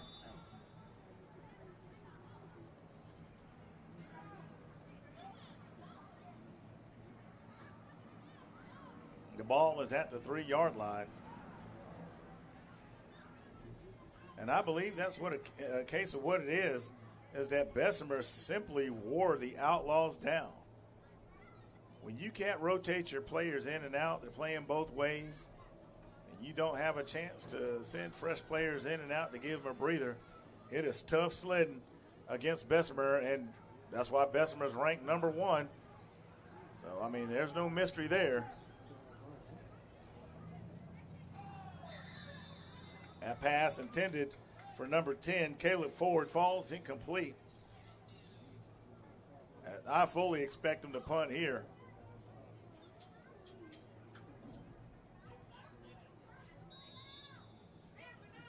As going for it is high risk and very low reward unless you break off that big play.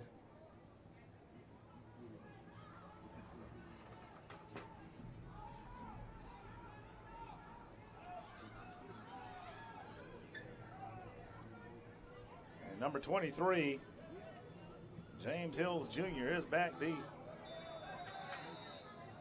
There's a flag. Personal foul, and that's going to go against Bessemer. So that'll cost them 15 and move the sticks and get Twin City out of trouble. Could this come back to haunt them? Don't know. We'll have to see what happens. But a penalty like that, when you got somebody basically pinned up against the wall, can turn out to be a really big deal. So we'll see how all that shakes out. And we'll see what the Outlaws do.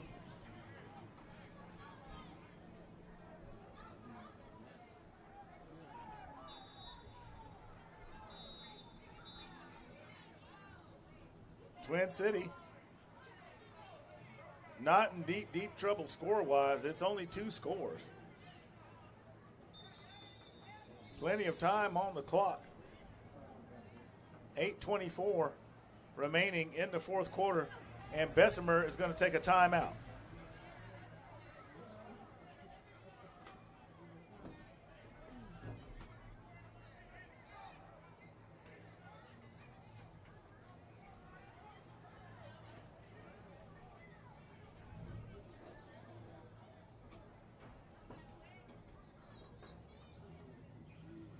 So Bessemer, their coach is going out there to talk to their D-line and taking the time to coach them up.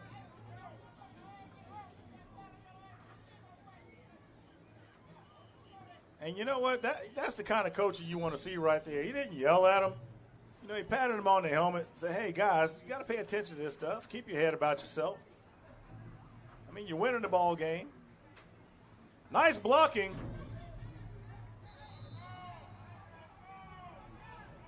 Solid gain of 6 yards. So it'll be 2nd and 4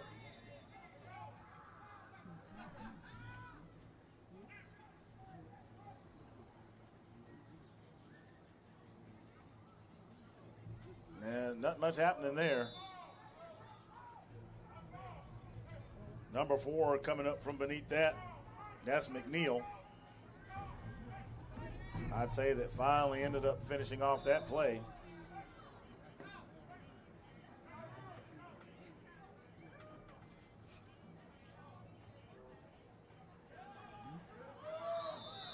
And Bessemer not giving the Outlaws any time to get set to pass that ball.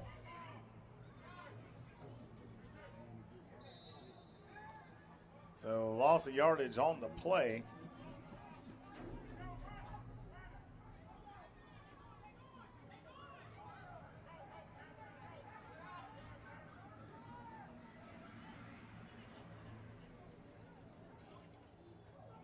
That pass falls incomplete. So it should be 4th down. And we'll see what they do here.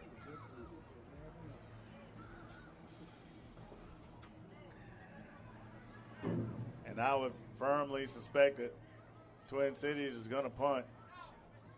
And that looks like what they're getting set to do.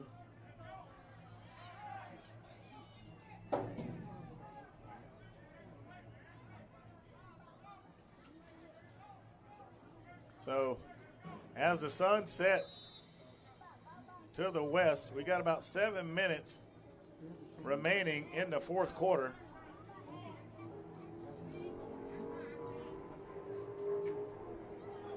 So the ball was apparently turned over on downs, but number 27, Cortez III, the ball carrier.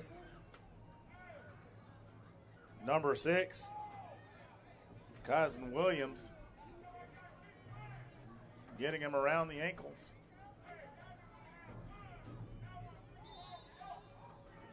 That ball right at the 17-yard line.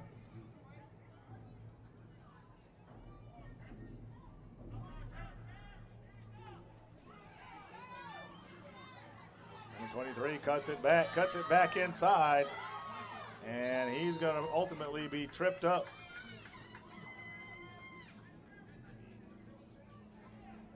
That is number 10, Caleb Ford, that gets him. Officials say keep the clock moving. You hear that arm wind up. That means it's going.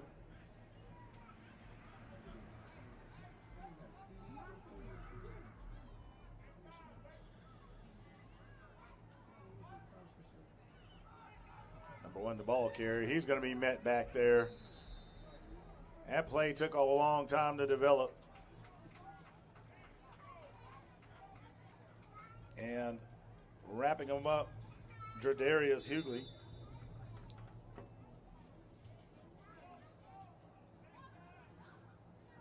So inside this part of the field, we've gotten back to a bit of a defensive struggle for these teams.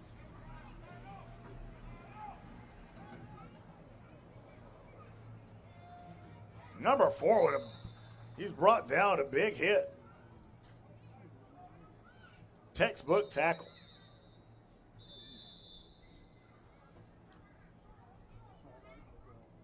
You have a timeout by the Outlaws.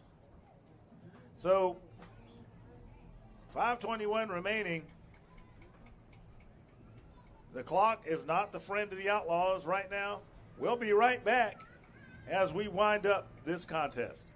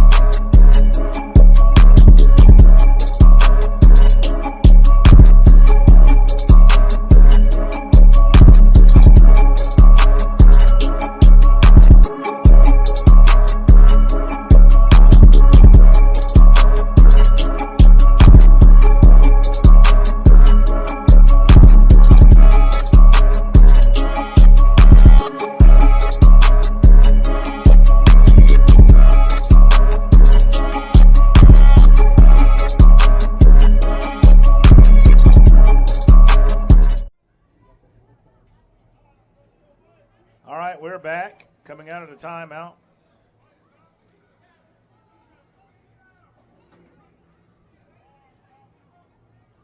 Here's to give to number 5. Not a surprise there. And he's brought down by number 5. So Griswold brings down Nelson. And that ball has struggled to get out of the red zone over the last few minutes.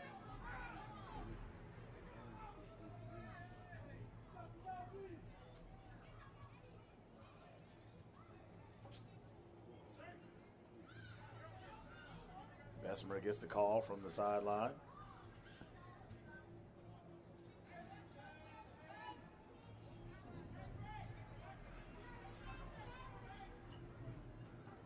They fake the handoff, and number 4 is going to get swallowed up. Number 99, Clements, gets on to McNeil. And now the ball is turned over on downs. So the Outlaws have another opportunity. As the defenses have tightened up once again. Big number 9 coming in for Bessemer. And that is Beans Perry.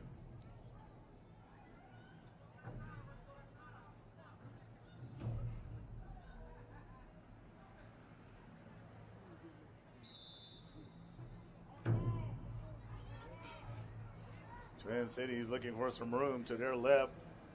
There is none. Ball is at the 14-yard line. Fans, we're glad you're with us watching on X, formerly known as Twitter, YouTube, and Facebook. Wait a minute. Thought he might have had a seam. That is number 7, Jacob Fortson.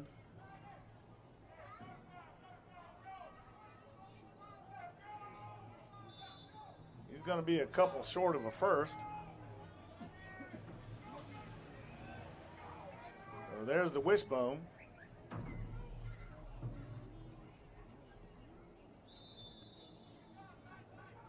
No gain on the play.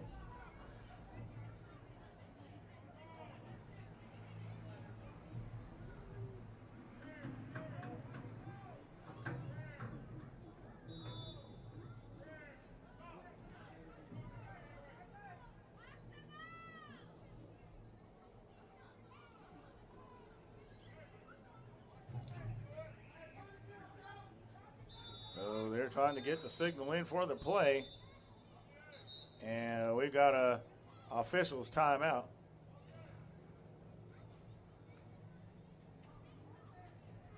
And number 20 is going to have to come out of the game.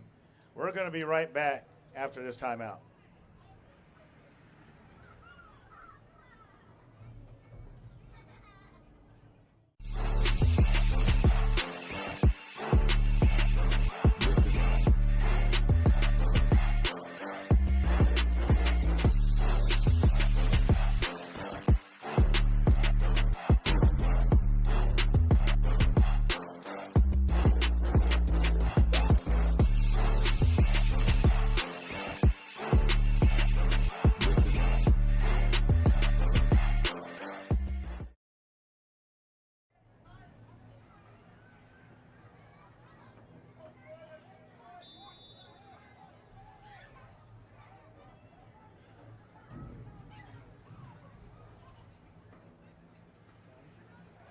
And that pass nearly picked off by Jordan Dawson. Got his hands under it but couldn't hold on to it.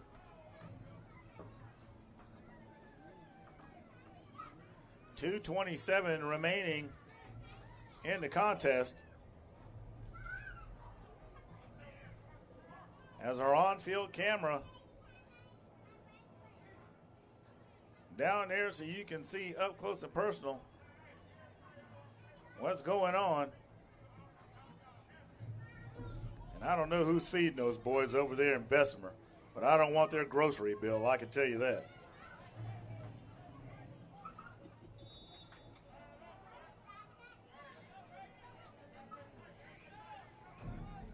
Number 1, the ball carrier. He has only one man to beat. And he stays in bounds. And that's going to be a touchdown for Bessemer.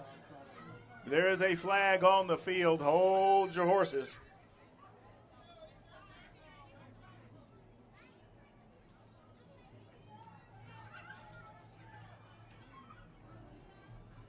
It looks like a block in the back against Bessemer.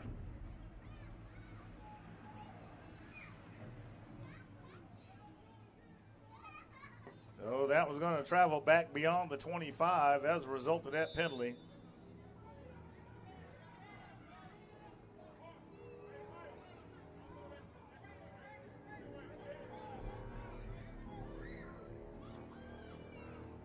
Number 1, the ball carrier, takes off to his left, skips out of a tackle.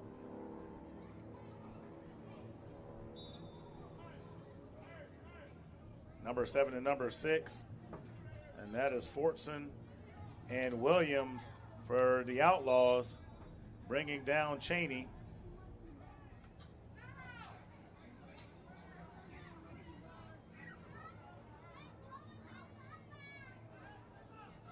Empty backfield to give to number 23, gives a stiff arm. There's a flag. Number 3 on the stop. Camden Godfrey brings down Hills. So that penalty goes against Bessemer.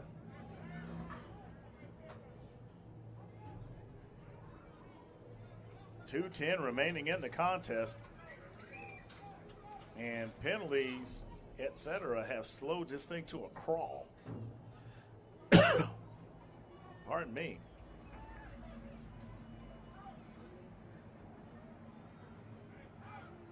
As the sun begins to go down,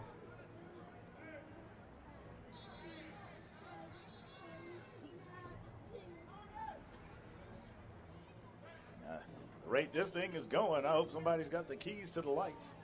So they make an adjustment on the spot and put the ball at the 35.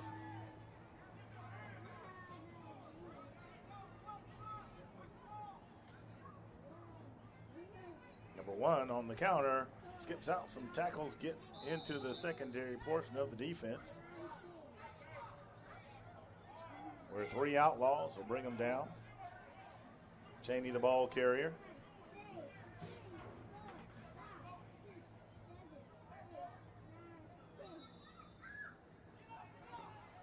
I believe they're indicated 3rd down. Looking at the officials.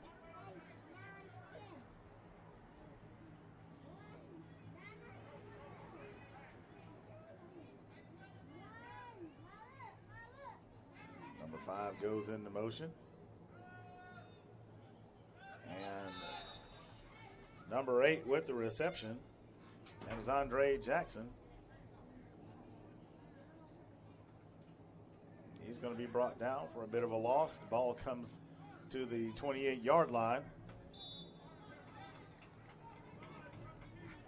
And we're headed towards a minute.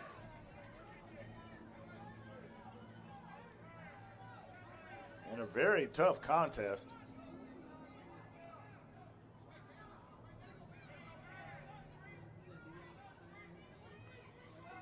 And there's the pass. And that pass is picked off. He got it. He did get it. And Twin City Outlaws get the pick. Throws it into double coverage. Lands on his teammate. But that may have actually helped him get the ball. Let's see. He was trying to make sure who got that pick, but I couldn't make out the number. Either way, nice job by Twin City. 41 seconds remaining in the fourth quarter. No matter how you slice it, This is a well-fought contest. The defenses really did shine in today's game. Bessemer able to put together a couple of very well-sustained drives and capitalized on turnovers to take advantage of that. Twin City just not able in the long run, and I want to be mindful of what I'm saying here, the long run, dealing with the size of Bessemer. That seemed to be the advantage ultimately in the end.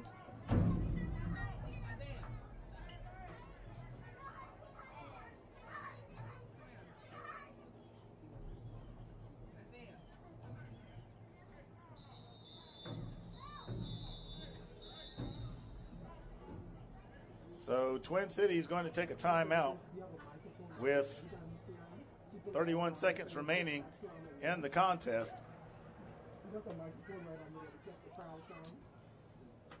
And this game is everything you should expect with one ranked number 1 and one ranked number 6. Not a blowout, plenty of fight and struggle in the game, but you had the big plays here and there. You had just about every element you could ask for in this game. I almost kind of wish to see if these guys had somebody that could split the uprights to add some more drama. But, you know, there's plenty of drama. And, you know, I don't know where Twin City will go as it relates to the rankings, but Bessemer will retain the number 1 spot by all accounts.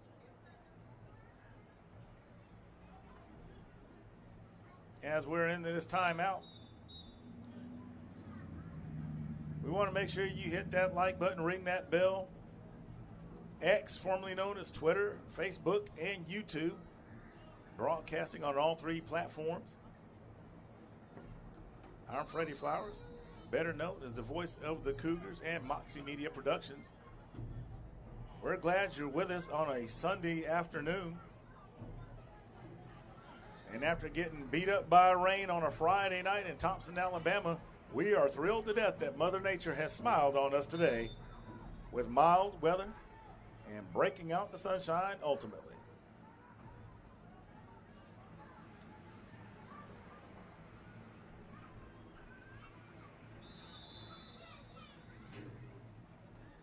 Pass falls incomplete. 27 seconds remaining in the game.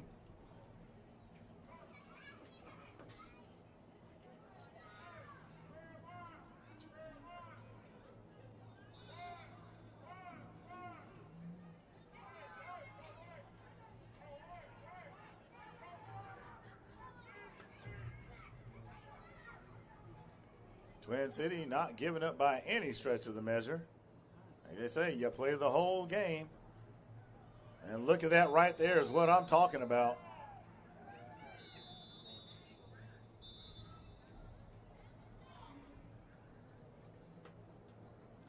About 25 seconds remaining in the game.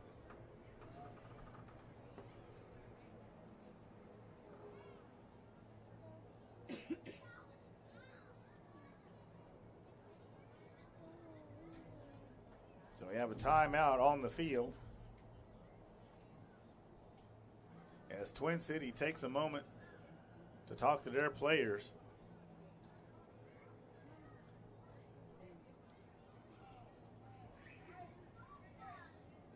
So here they come.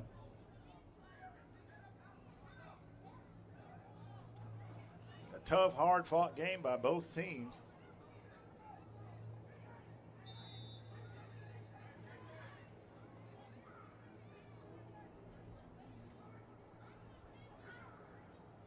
There's a snap. He puts it up, and that's going to be picked off by number 2, Carson Giles. With 20 seconds remaining on the clock.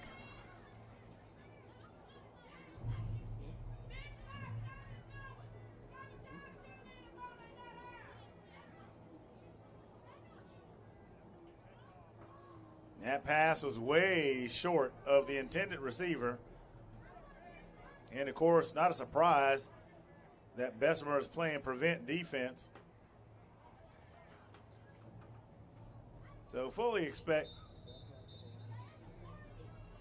Bessemer to come out and take a knee. And let the clock just run on out.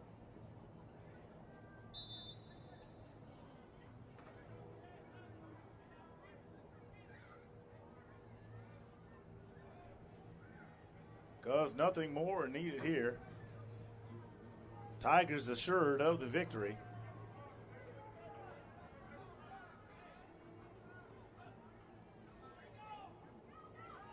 And they put it up.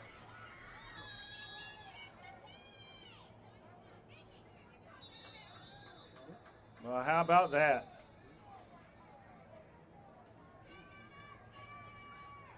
Ten seconds remaining in the game.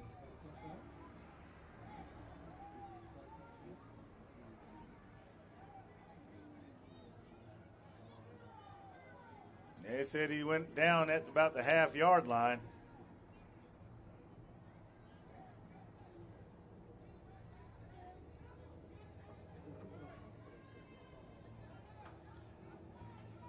So the Tigers looking to punch it in.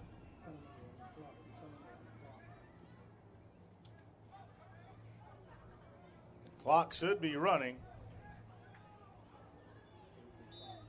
And the clock on the field is running.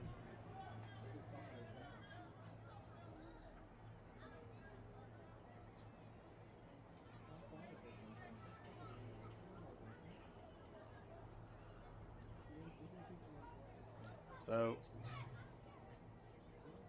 Bessemer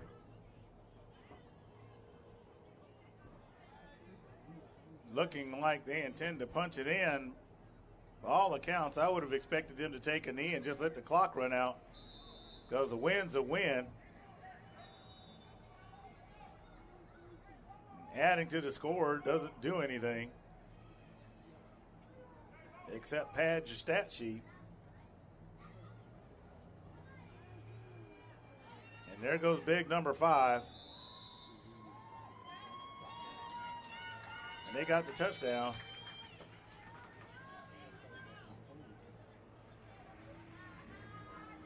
So 1 second, I believe, is remaining on the clock. The clock on the field shows 2.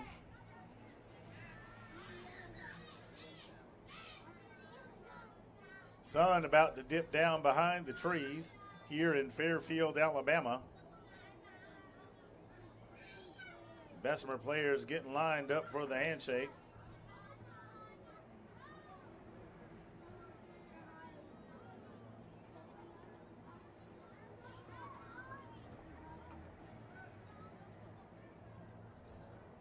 They put that one in the air on the fade route, and that one is picked off, it looked like, or falls incomplete. So we're going to end up with another kickoff.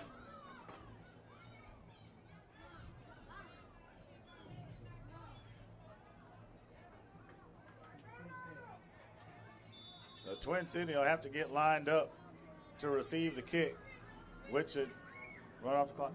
So they went ahead and called it. That's ball game. The Bessemer Tigers come away with the victory over the Twin City Outlaws, 24-6. So we have our final. Bessemer is going to remain number 1 in the rankings. Twin City has nothing to hang their head about. It was a hard-fought game. Penalty field, I believe, really at the end of the day, they were just simply worn down, by Bessemer. Bessemer, with the sheer number of players they had and the size of the players they had, were able to basically grind down Twin City. Twin City didn't give any quarter in the first half and well into the third, to be honest with you.